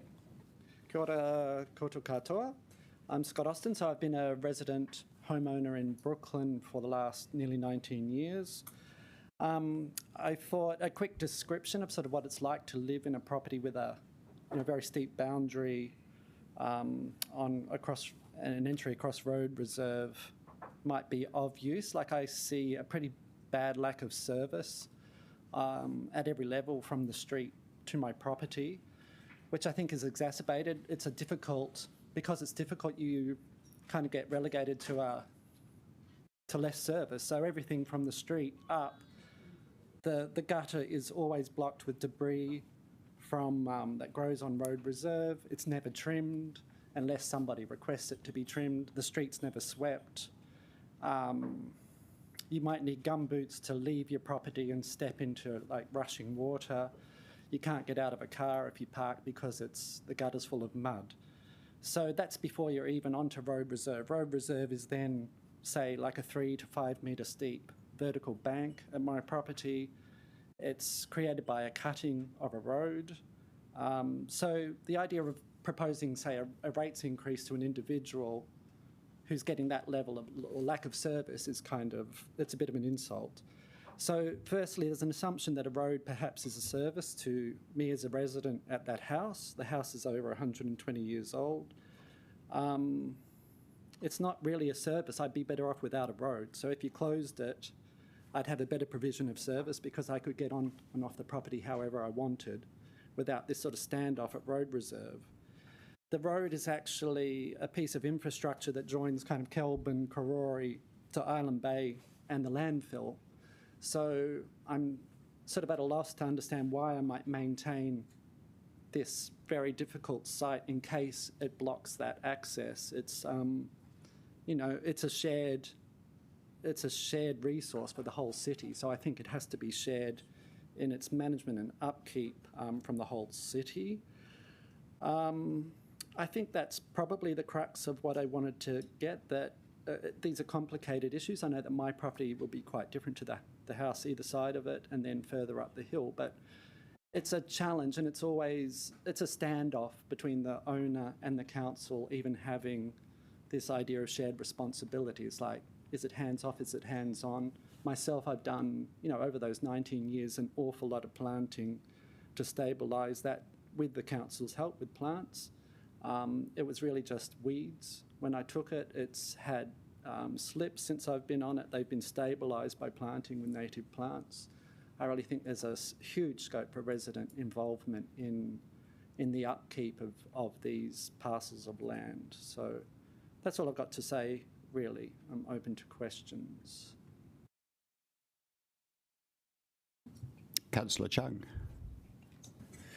With the plants, thank you very much for this. With the plants that are put in there, do you think that's enough to stabilise it? Like, would that makes a huge difference? Yeah. Okay. So, do you think that it would ever need any more maintenance other than having? I mean, the rain that we've had in the last couple of days, it really is like part of living there. It's cooling down in the morning and just seeing where there's been a slip.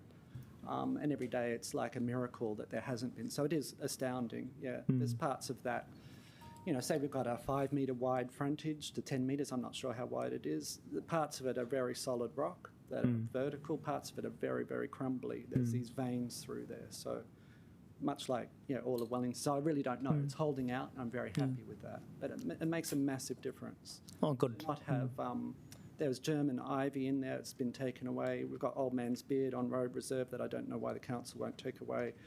Things like that, which really provide either no support or a type of support like ivy will get bigger and bigger until it rips down everything. So it's been a hard process. It's taken a lot of man hours.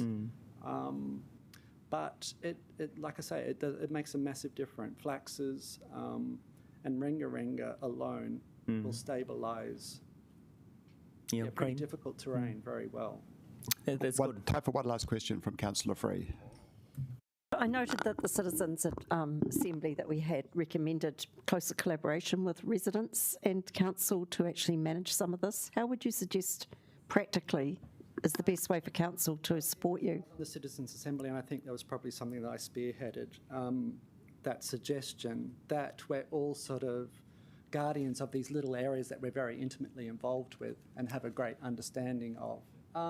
I really don't know. You need to open up, like the very fact that if I have a slip and I have 3 wheelbarrows loads of rubble to remove, that's hard to do alone. If I wheel it up to my property, I'm up 100 metres off the road. It's hard work. Just having a truck that came past or was accessible that I could call and I could chuck it in the back of a truck would really help me. If I could just have water flushed down the guttering, even twice a year, perhaps 4 times would be great. My life would be much, much, much better. But I don't really know who to approach about that. And I just feel like I'm a whinger every time I do. Didn't know you were actually maybe the instigator of it, but I did note it in the report. Thank you very much. Thank you for your time. And our next is John Harris and Rowena Johnson.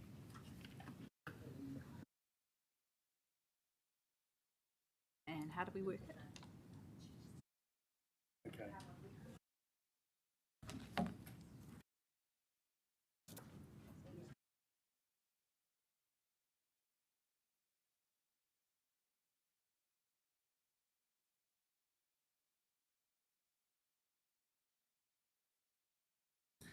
Okay, hi everyone.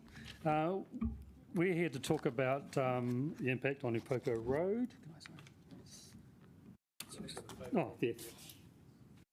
And I just dropped my notes that I wanted to talk about. If we have a look up on the screen here, we can see the road from an aerial view. It used to run, the shared path is on a major bank, 4.5 metres high. It used to run the length of most of the streets. It's been shortened over time with driveways and now runs from 2 to 18. 7 properties are completely dependent on this path and the others are impacted. Rowena's family's been a resident since '76 and she'll give us a quick run through photos of the path so you can get a feel for it. We'd like to show you what our shared path actually looks like. The path starts as a dirt track, then turns with a 3-wire fence, then turns into a concrete path, and you can see it one retaining wall there, it's the only one. Then the concrete path becomes narrower, there's no drainage on this section. Then it turns into an asphalt path, and the path becomes a stream during rainfall, and you can see the erosion caused. Then it carrots the old asphalt, and you can see the safety fence there. It sits right on the edge of a 4.5 to 5 metre cliff. It just goes straight down. Carries on down here, it turns back into a dirt track with a 4.5 metre cliff still, and there's no safety rail on this section at all. This is where our shared path ends in a driveway. This is our lower access path. We tried to show you a photo of the condition of the crumbling dirt bank there. But to us, this shared path connects our neighbourhood. It's a safe place both day and night for adults and children. The biggest risk is the major roadside bank. One slip on the bank could take out the safety rail path and council services, require immediate attention, traffic management, alternate access to properties and expertise from engineers and the like. If councils currently find it difficult to implement shared maintenance, then how will property owners reach agreement to remedy problems like this? Add to this the fact that council services run across the path and bank with the Tobies located on the shared path. So who pays for what is only going to get more complex. Insurance. The responsibility for the bank and path would be a major risk for us private landowners, and we cannot take out insurance for land we do not own or for retaining walls that may be needed on it. I asked a private tradesman about asphalting or concreting my section of the shared path a few years ago. He said that it was really not practical, as it would need to be a coordinated job, and without the council land being retained, he could not guarantee that a new path would not be undermined or slip away. Private maintenance of this path is just not practical. I just want to mention a couple of, I guess, principles concerning us here. I think the principle of residents to pay for maintenance costs on council paths is hard to understand. It's no different than asking residents in every dead-end street to maintain their road. The only difference is probably there's less votes at stake. There's no mention on the limbs when we bought our properties that maintenance was a requirement for us. And it may be one thing to introduce this for new developments, but to change the rules decades after we've bought our properties is a real worry. I do applaud the council for exploring cost savings in non-core spending, but this is real city infrastructure. It's a core council function.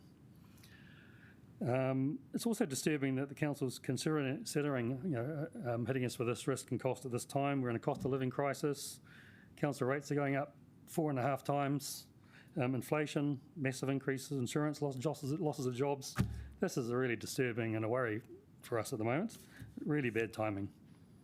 And finally, I think this conflicts with a number of the council's goals. Would push up costs, housing costs and rents. It reduces accessibility and resilience, and it creates and it can create disputes between neighbours. So finally, I guess our recommendation, our wishful thinking, is that there's a lot of technicalities and major works and the bank and the drainage and all these things, and we think it should be council responsibility to maintain these up to a very basic standard of structure and health and safety. And if nearby neighbours want to improve the aesthetics and of the path, and if they have the option to do that, then that's great as well. So thanks for listening, and welcome to any questions. Thank you. I've got a couple of questions, but I've just got one before I pass it on to them. So, I mean, obviously the path is in parts in quite bad condition, but have any of the residents actually approached the council about doing work on the path? Many times over many decades. And nothing so much has happened, obviously. From time to time, we get bits and pieces. More following up on the previous guy, it's a bit like when the contractors come, I get my chainsaw out, they help me start it, I cut down the tree and I put it on their truck to take away.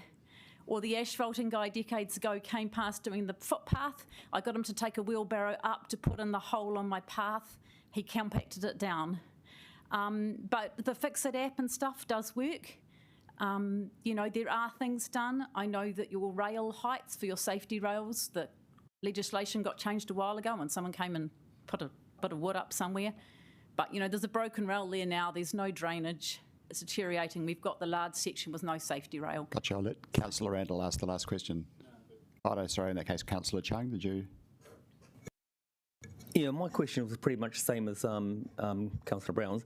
But can I just narrow that down to say that the council won't do bigger projects, but they'll do little ones, or is that right? Yes. Great, thank you.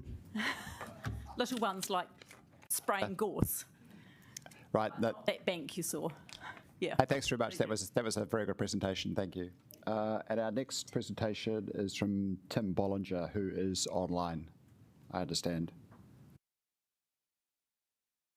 Okay, I'm here. I've skipped the queue. Maybe you've had a few of the other ones earlier. Is that correct?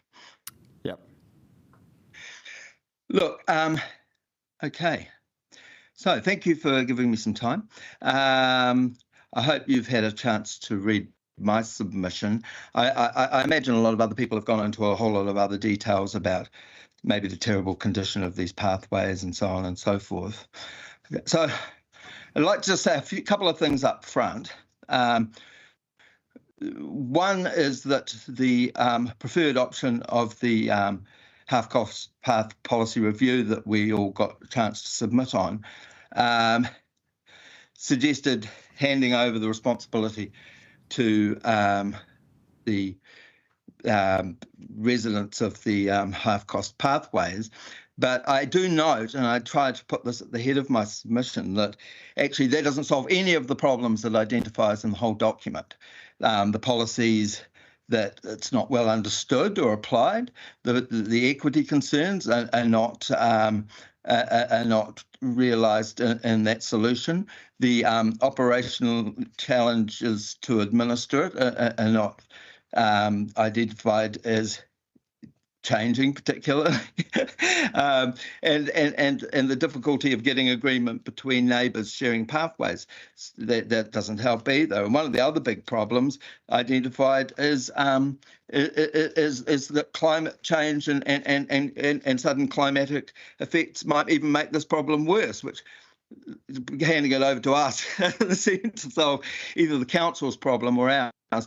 And the other aspect is cost. It does seem to be a cost-cutting initiative, and I would suggest that the evidence shows that not a lot of council hasn't spent a lot of money on this over the last few decades. Then I'd just like to generally say something about the pathways of Wellington. Now, I think everybody probably in this situation just about lives in very old suburbs on hills. These once upon a time were the transport networks of Wellington. I live up the top of Abel Smith Street steps. It's up 120 steps. That's actually no longer considered a half-cost pathway, but an access way, I think, because then there's a new pathway that goes down the gully at the back that used to be and has been returned recently to the town belt. And the but there are small half-cost pathways up that way next to my place, and then in St John Street, which is halfway up those Abel Smith Street steps at the corner of the terrace and Abel Smith Street. So they are historic pathways. They've always been there. They predate cars, some of them, many of them. If you look into the history of the area, of course, Devon Street is renowned for being created by the property developer whose name was Adams, who Adams Terrace is named after, and it was the shortest way down the hill through the gully that his horse took, and so he followed it down and created Devon Street, that lovely windy street on that hillside in Wellington. These are I see this as the character and beauty of our city. It's our historic heritage.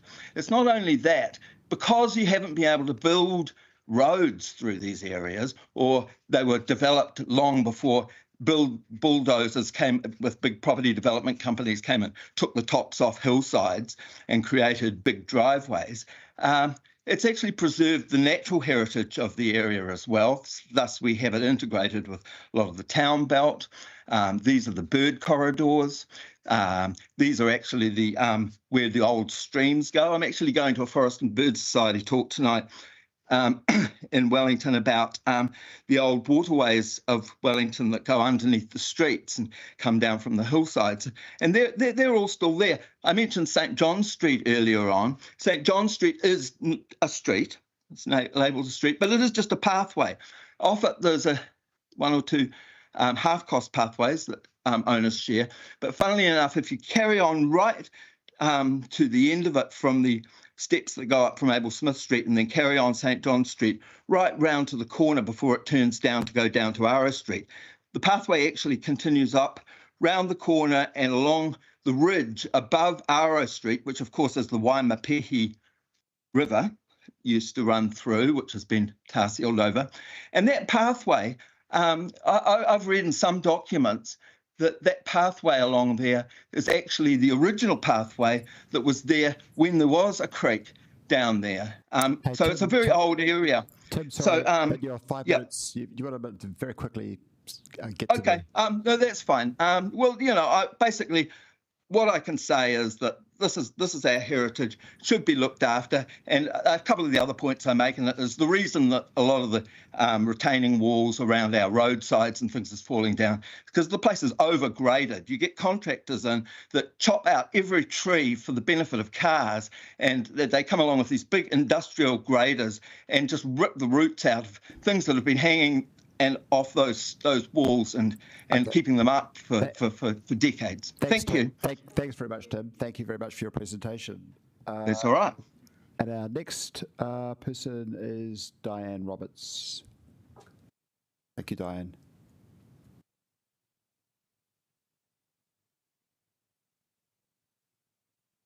Hello, I'm Diane Roberts. I own the property at 1220 Hero Road and have a shared pathway with two other properties, 120 and 124. I'm against the halfway cost path policy because 1, cost, the property I own is a rental, and as we are always being told rents are too high, this is only going to increase with ongoing maintenance, quite beside the fact that all Wellington properties are also being charged and invoiced with their rates for the sludge station, which compounds the costs also. More land, does this mean more rates increase? 2, I don't want the extra land mainly because of the maintenance issues, including water. 3, there's more maintenance and work. 4, risk of bank collapsing if any water issues arise. I don't want the water issues put onto me that the council should be responsible for. I have had a water issue at the property, and honestly 5 minutes is not long enough to tell you the fiasco that went down. I have an apology letter. I was going to be prosecuted, but I have an apology letter from the council saying that they had a glitch in their system.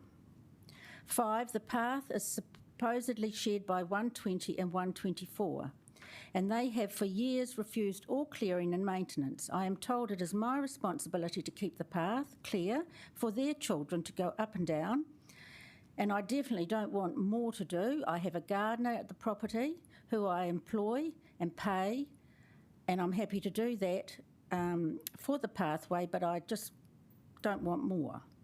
All the years I've owned the property, I don't recall the council ever doing anything with the pathway. 7, I absolutely have it would be no benefit to my property for me to take on the pathway. And that's all. Thank you.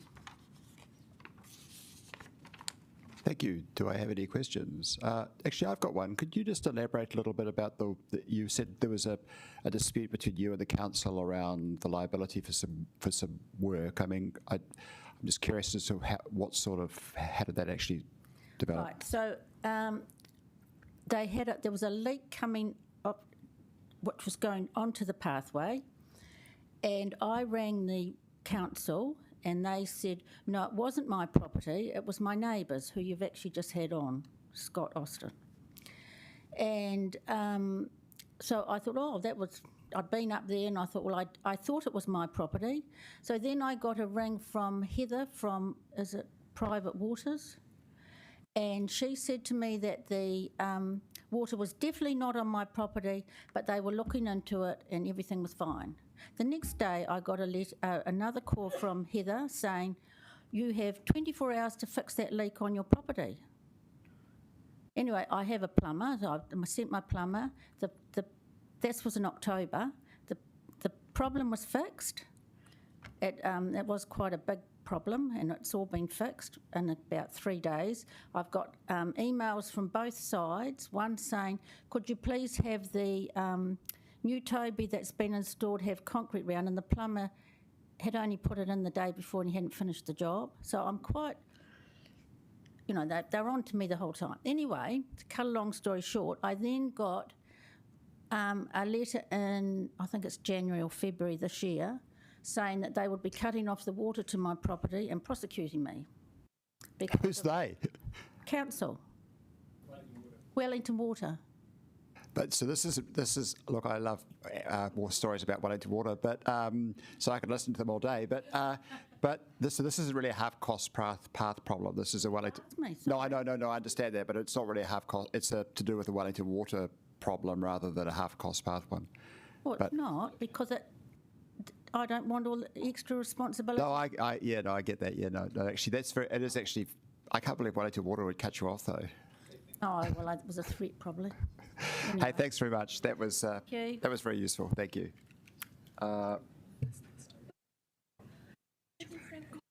So, I love this. Oh, wait. Who's first? They're together. Oh, okay. Sorry, you're all together. Yep. Thanks very much. Perhaps you could introduce yourselves. That would be handy, actually. We have some slides as well. Yep. Cool. Tēnā koutou katoa, ko Jeroen tōku ingoa. My name is Jeroen Kool, and I and my neighbour. I'm Francis Weavers, and we live Hello, Mr. Brown. We live next door to each other on Wadestown Road, and there's a half-cost path at the front of our property. The Farrells, who are the other property there, are unable to be here. They're in Europe at the moment. So thank you for the opportunity to speak to our submission, and we acknowledge the financial pressure the council is under. We don't agree with the council's preferred option. We actually support the status quo. And let me illustrate that with a few pictures. You can see the path we have, access from Wadestown Road. We have to cross Wadestown Road to the path to our 3 properties. In 2012, we had the path upgraded. A previous neighbor found out about the half-cost path policy, and it was a smooth process to agree between the neighbors and the council to get it upgraded, and even to upgrade it in such a way that it's a long-term solution. The initial proposal was tar seal, but we have bamboo on the council road reserve land as well, which would come to pretty quickly. So we decided for concrete and also an upgrade of the handrails. So we're happy with that. It's still in a good state, and this was all done in 2012. So that's all fine for the path itself. Going to the next slide, you can see the roadside bank unsupported, which is quite wide, high, and steep. And Wadestown Road, as you may know, is a major connection between various suburbs. It's a main public transport route, and it's also an emergency route in case, out of the city, in case the state highways are blocked. And just being responsible or contributing half to the maintaining the path, it's a whole different dimension than being responsible for that bank and a retaining wall.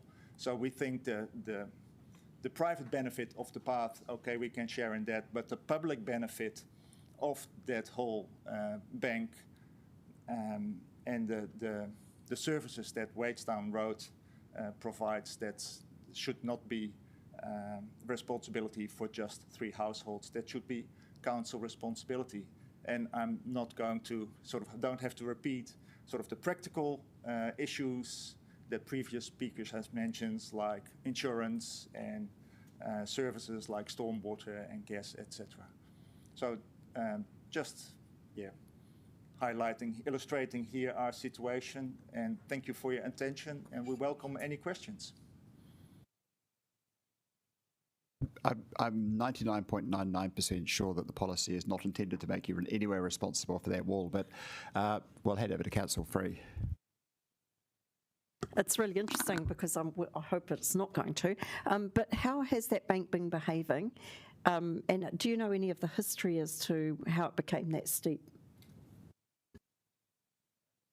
We have been lucky. It has been behaving pretty well, but there has been a slip that needed some major work about 10 years ago, I think. Yeah, because it was, the land was slipping away underneath the path. So, Councillor Randall. So my reading of the policy is that where a retaining wall is protecting a road, the council will keep responsibility. But I guess you're here because that's quite confusing as far as what you read. You're here because you're concerned that may not be true. Is that correct? Well, and so just in terms of your actual surface access, do you have any particular commentary about whether it would be a significant burden for you to take on the full responsibility of that, just the surface path side of things? Is that... To take on the full, we're okay to contribute to that in 2012. Meanwhile, costs have risen a lot, and also a new upgrade of the path may be a few decades away, and depends on the financial situation of the households that then will be there then. The problem is that the path that runs is the half-shared path, basically is a fundamental part of the stability of the bank. And we don't think that we should actually be bearing the full cost of the stability to the bank by having the full responsibility for the path. Okay, thank you. We actually run out of time, but thank you very much. I think your point was well made, and as I say, I don't think you'll be picking up the tab for the bank. But of course, if you feel like doing so voluntarily, feel free to send us a check. Thanks. Thanks very much. Now we have Averil Bramley, who has got 2 speaking slots. One about the half-cost paths, and one about water services bylaws. So, Averil, you get 2 times 5 minutes. Got it. The first one's the half-cost paths. Now, I've really never seen such a confusing thing to submit on. We looked at Mount Victoria. Well, firstly, it was pretty undemocratic. They were still allocating paths and writing letters partway through this consultation, so I really think it probably should be extended. Most of the paths in Mount Victoria are low maintenance unless some of them have a retaining wall, which you'd have to survey and find out was part of the path. So, and in similar fact situations, we have very different outcomes. We've got McIntyre Ave and Bosworth Terrace, both originally right-of-ways, as far as I know, both publicly owned. One's almost fully maintained by the council, the other's still a private pathway. So I would suggest that for all the low-cost ones, pedestrians aren't third-class citizens. Maybe the council just maintains them. I know there are some high-cost ones. You can see that in the other submitters, but perhaps that should be subject to a separate process. And under all our paths in Mount Victoria are services, and I would like to think that we would program any renewal of those services along with renewal of the paths. Bear in mind, most of them have been there 70 or 80 years. You're not going to do this once every 10 years. It's going to be once every 5 decades. And really, beyond that, questions? Do I have any questions? Beg your pardon? Sorry, I was asking my colleagues if they had any questions for you. Oh, we've got the hands have instantly shot up, so we'll start with Councillor Chung just for a change. We'll give him the first cab off the rank. Thank you. You're saying that there are no great issues with the paths and where you are. Is that because there are none that are very high? They're all fairly. There's none connected to retaining walls or anything. That's not an issue. Well, we've only got about 4 in Mount Victoria, funnily enough. Some of the rest, like McIntyre Ave, still appear to be called private pathways. Because most of the bulk of them go straight up the hill from Hawker Street. They're actually going up the slope, so you don't have the side retaining walls to any great extent. It's not like we're trying to retain roads on any of these areas. But equally, we have a lot of stub-end roads in Mount Victoria that the council appears to maintain. The lower half of Vogel Street, Hawke Street, halfway up, is maintained because it's apparently a through path. The upper end of Vogel Street, which you're never going to turn into a street, it's too steep, is private path, as half-cost path. You could get horses up there, but you can't get cars up there. Okay. May get something else up there. Okay, that's great. Thank you. Councillor Free. Yeah, just you did mention it was confusing, and I asked another submitter when the council suggested that before anything happened they would return the path for a like-to-like state. Was that clear to you what that would mean?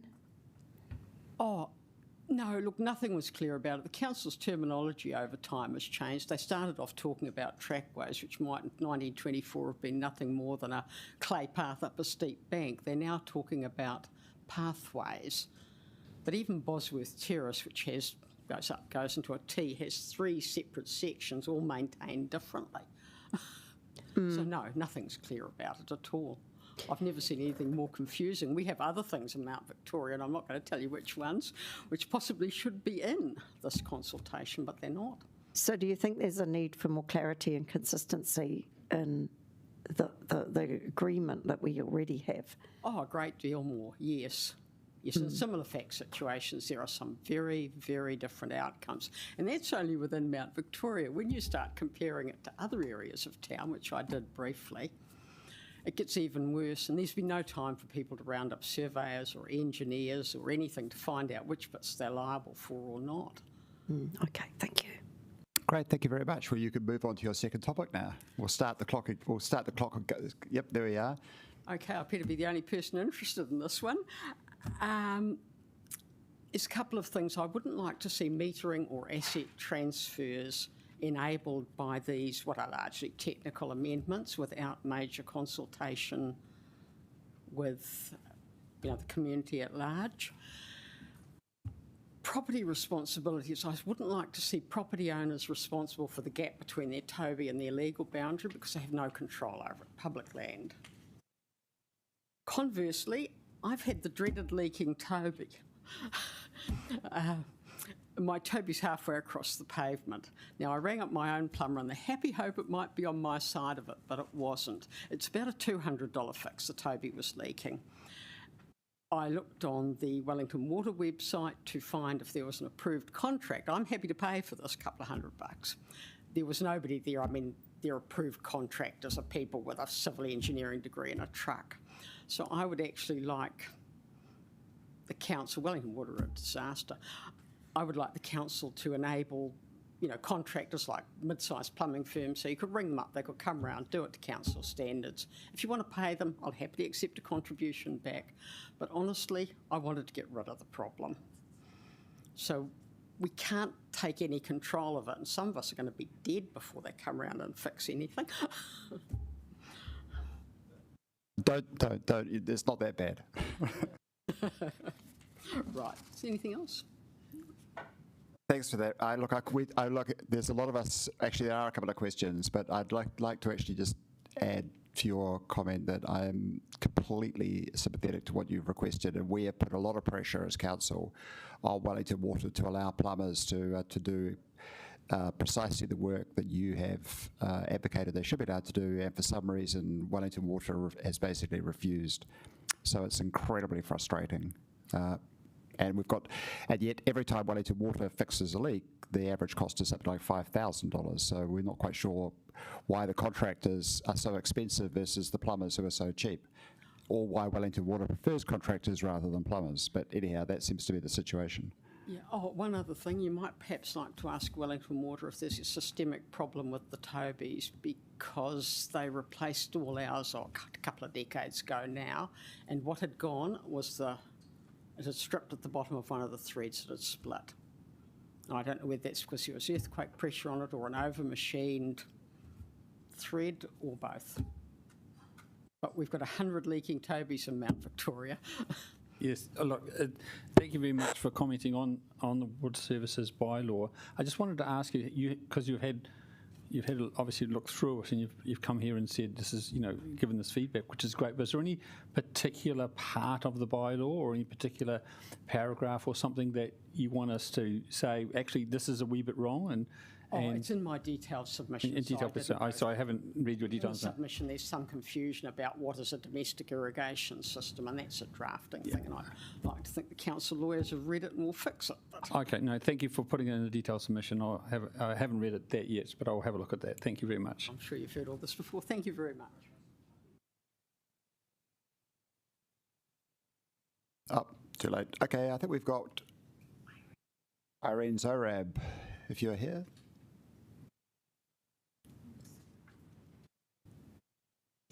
So I can turn on the first one. So turn on the first one. She's just getting it up. Oh, right. So where do I click? So you can click through. So this one's forward. Yeah. Okay, thanks. And I'll have these. Oh yes, hang those out.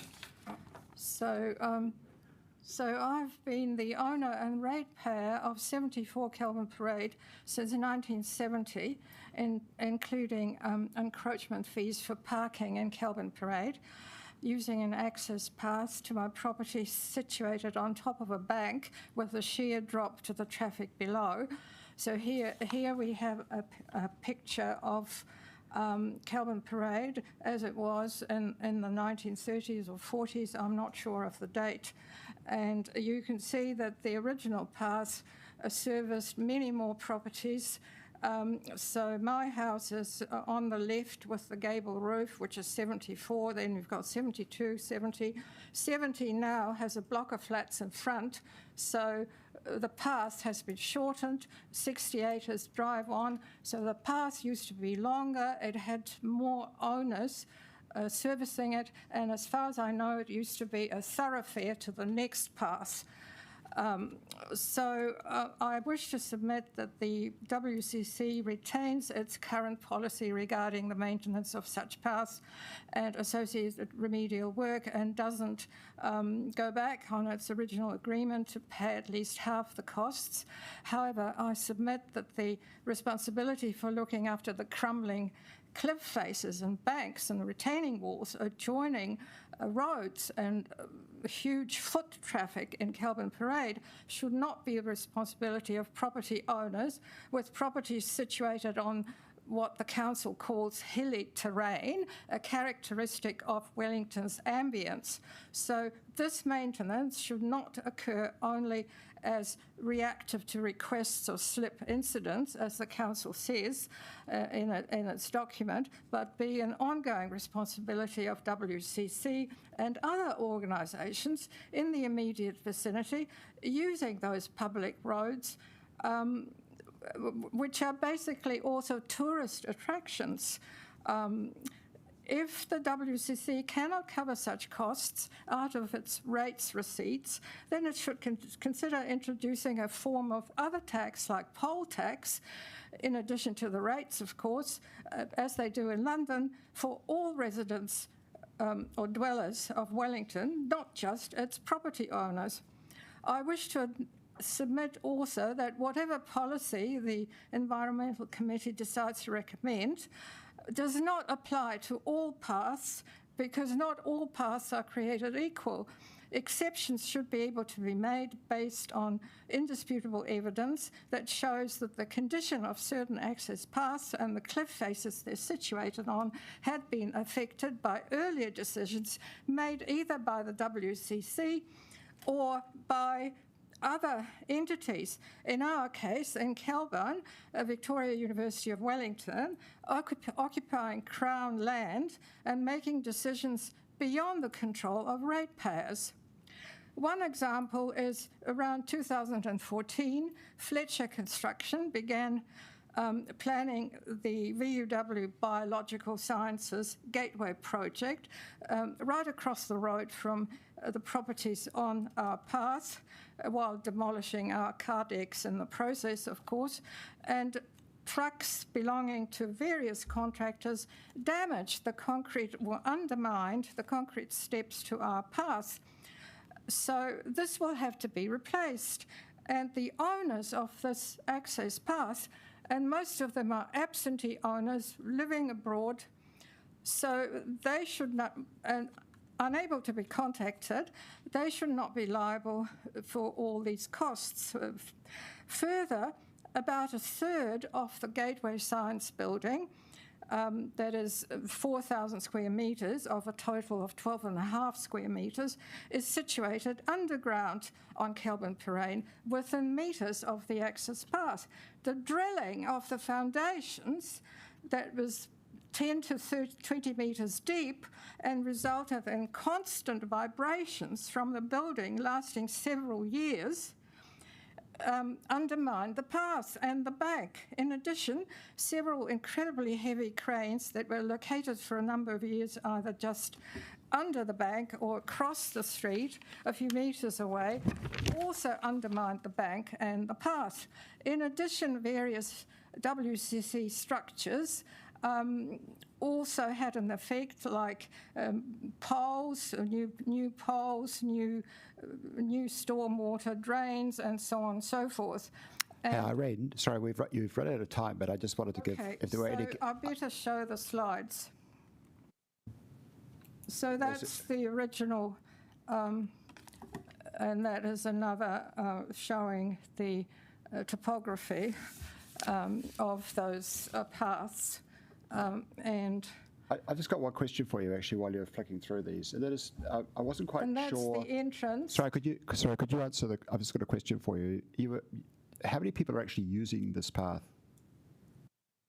Pardon? How many properties use the pathway? Well, at the moment, there's 74, which is me, and 76 who basically don't use it because they have another access onto the other side, which is a different story altogether, because so just one and a bit, so to speak. So basically it's me, yes, because the other owner is an absentee owner, although some years ago we did have the whole path resurfaced with a fence built and the mesh because we had, children and so on. And that was 50-50, 72 and 76. Since then, I've had other work done, like a self-sown tree removed from the bank with its roots, lifting up the asphalt, which was incredibly dangerous. Everybody slipped over it. So I had the tree removed and I had it re-asphalted. That was entirely 100%. Gotcha. Okay, no, thanks. So look, we've run out of time, so thank you very much for your presentation. I do want to show the slides. They won't take long. Sure, flick through it. So those are the cranes, the constructions from my gate, pictures from my gate. Those are the original parks, and this is the new building with the new City Council parks, which are much appreciated. So they did reinstate them.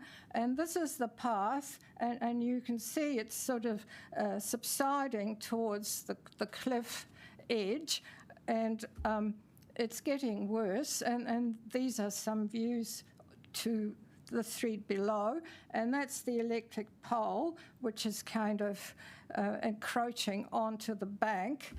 And this is more subsiding, and those are the concrete steps that a truck has run into and kind of dislodged.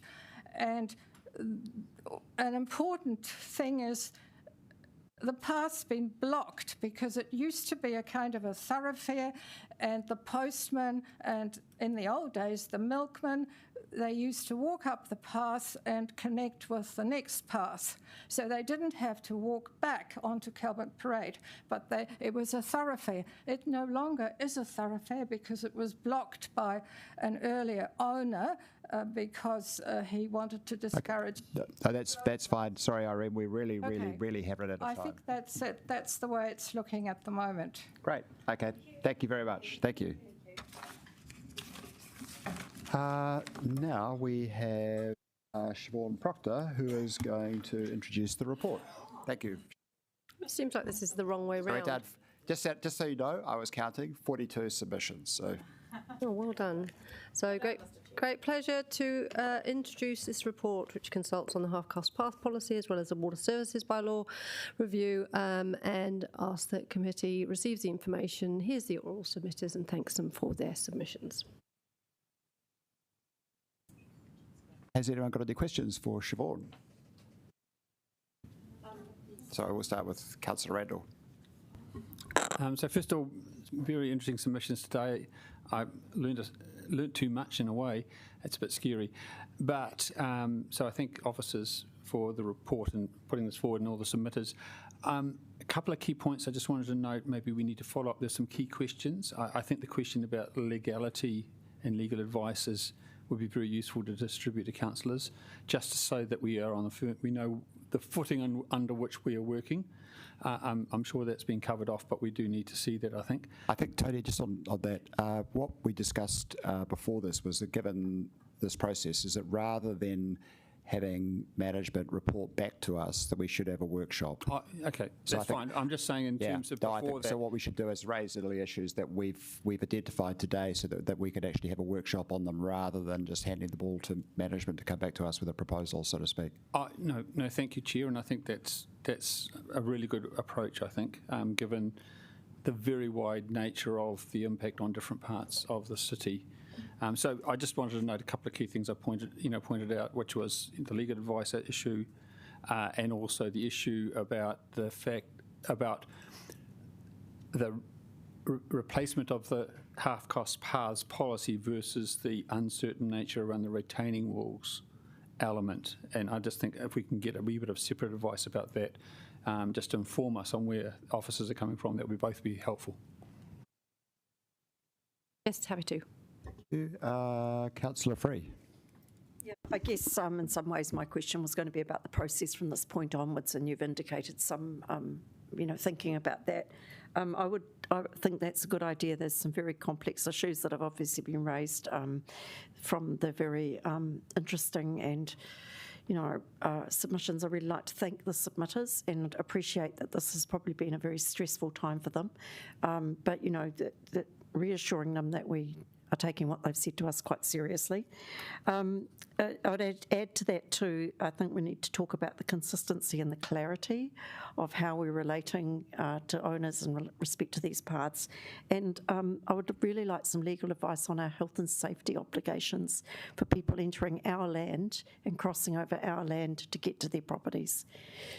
Just a comment from me, so hopefully we can have that. Yeah, we'll do that for the Q&A session. Thank you. Councillor Abdulrahman. Cool. Mr. Chair, I think that's really good having the briefing before the reports come through, and thank you for organising that, or at least intending to organise. It's also very important to communicate back to the community saying that what is the next step when the report will be back, or once the report is finalised, telling them the decision and what kind of options we are going forward, because it's going to be a bit of a stressful time ahead, and I'm just another chair here, so thank you. Actually, so that's an observation. I think my question for you, Siobhan, is, so how do we communicate? Do we go back to the people who've made submissions today and say, here's our timeline from here? I mean, how do we actually tell these people what's our next step? So the time frame is, and it was put in the consultation pack, I think, that we're planning to take this to committee in June, early June. So we'll have our workshop or Q&A session within the next couple of weeks, and then prepare the paper to go to E&I in the first week of June, Rebecca? 5th of June, yeah. Okay, great. So I will move the motion. Sorry, what is the motion? That we receive the paper. Is that okay? I'll move that motion, and Councillor Matthews will second it, and we can just vote on that. Can I just make Oh, yeah, sure, sorry, yeah, of course, of course. Everybody else did their debate during questions. So I just want to say I think this was, even though that we have seen a proposal that has been widely rejected by the community, I think this has been a very useful process, and I think that it's clear that we need to make some changes, and that but that I think that has raised it has given us a lot of information about how this is currently working for people, and given us some direction about how we can make improvements while taking on board that feedback about the cost and complexity to administer the preferred option being not sustainable for the community. So I think that's been very good, and I'm and well chaired as well. Thank you.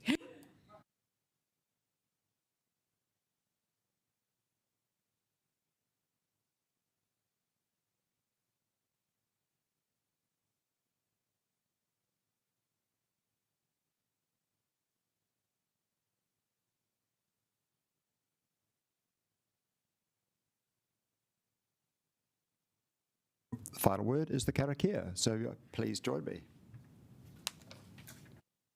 Urahia, urahia, urahia, ki te uru tapu nui, kia watia, kia mama, kia nakara. Wairua. Te roko. Watia, kia watia, e rā. Thank you.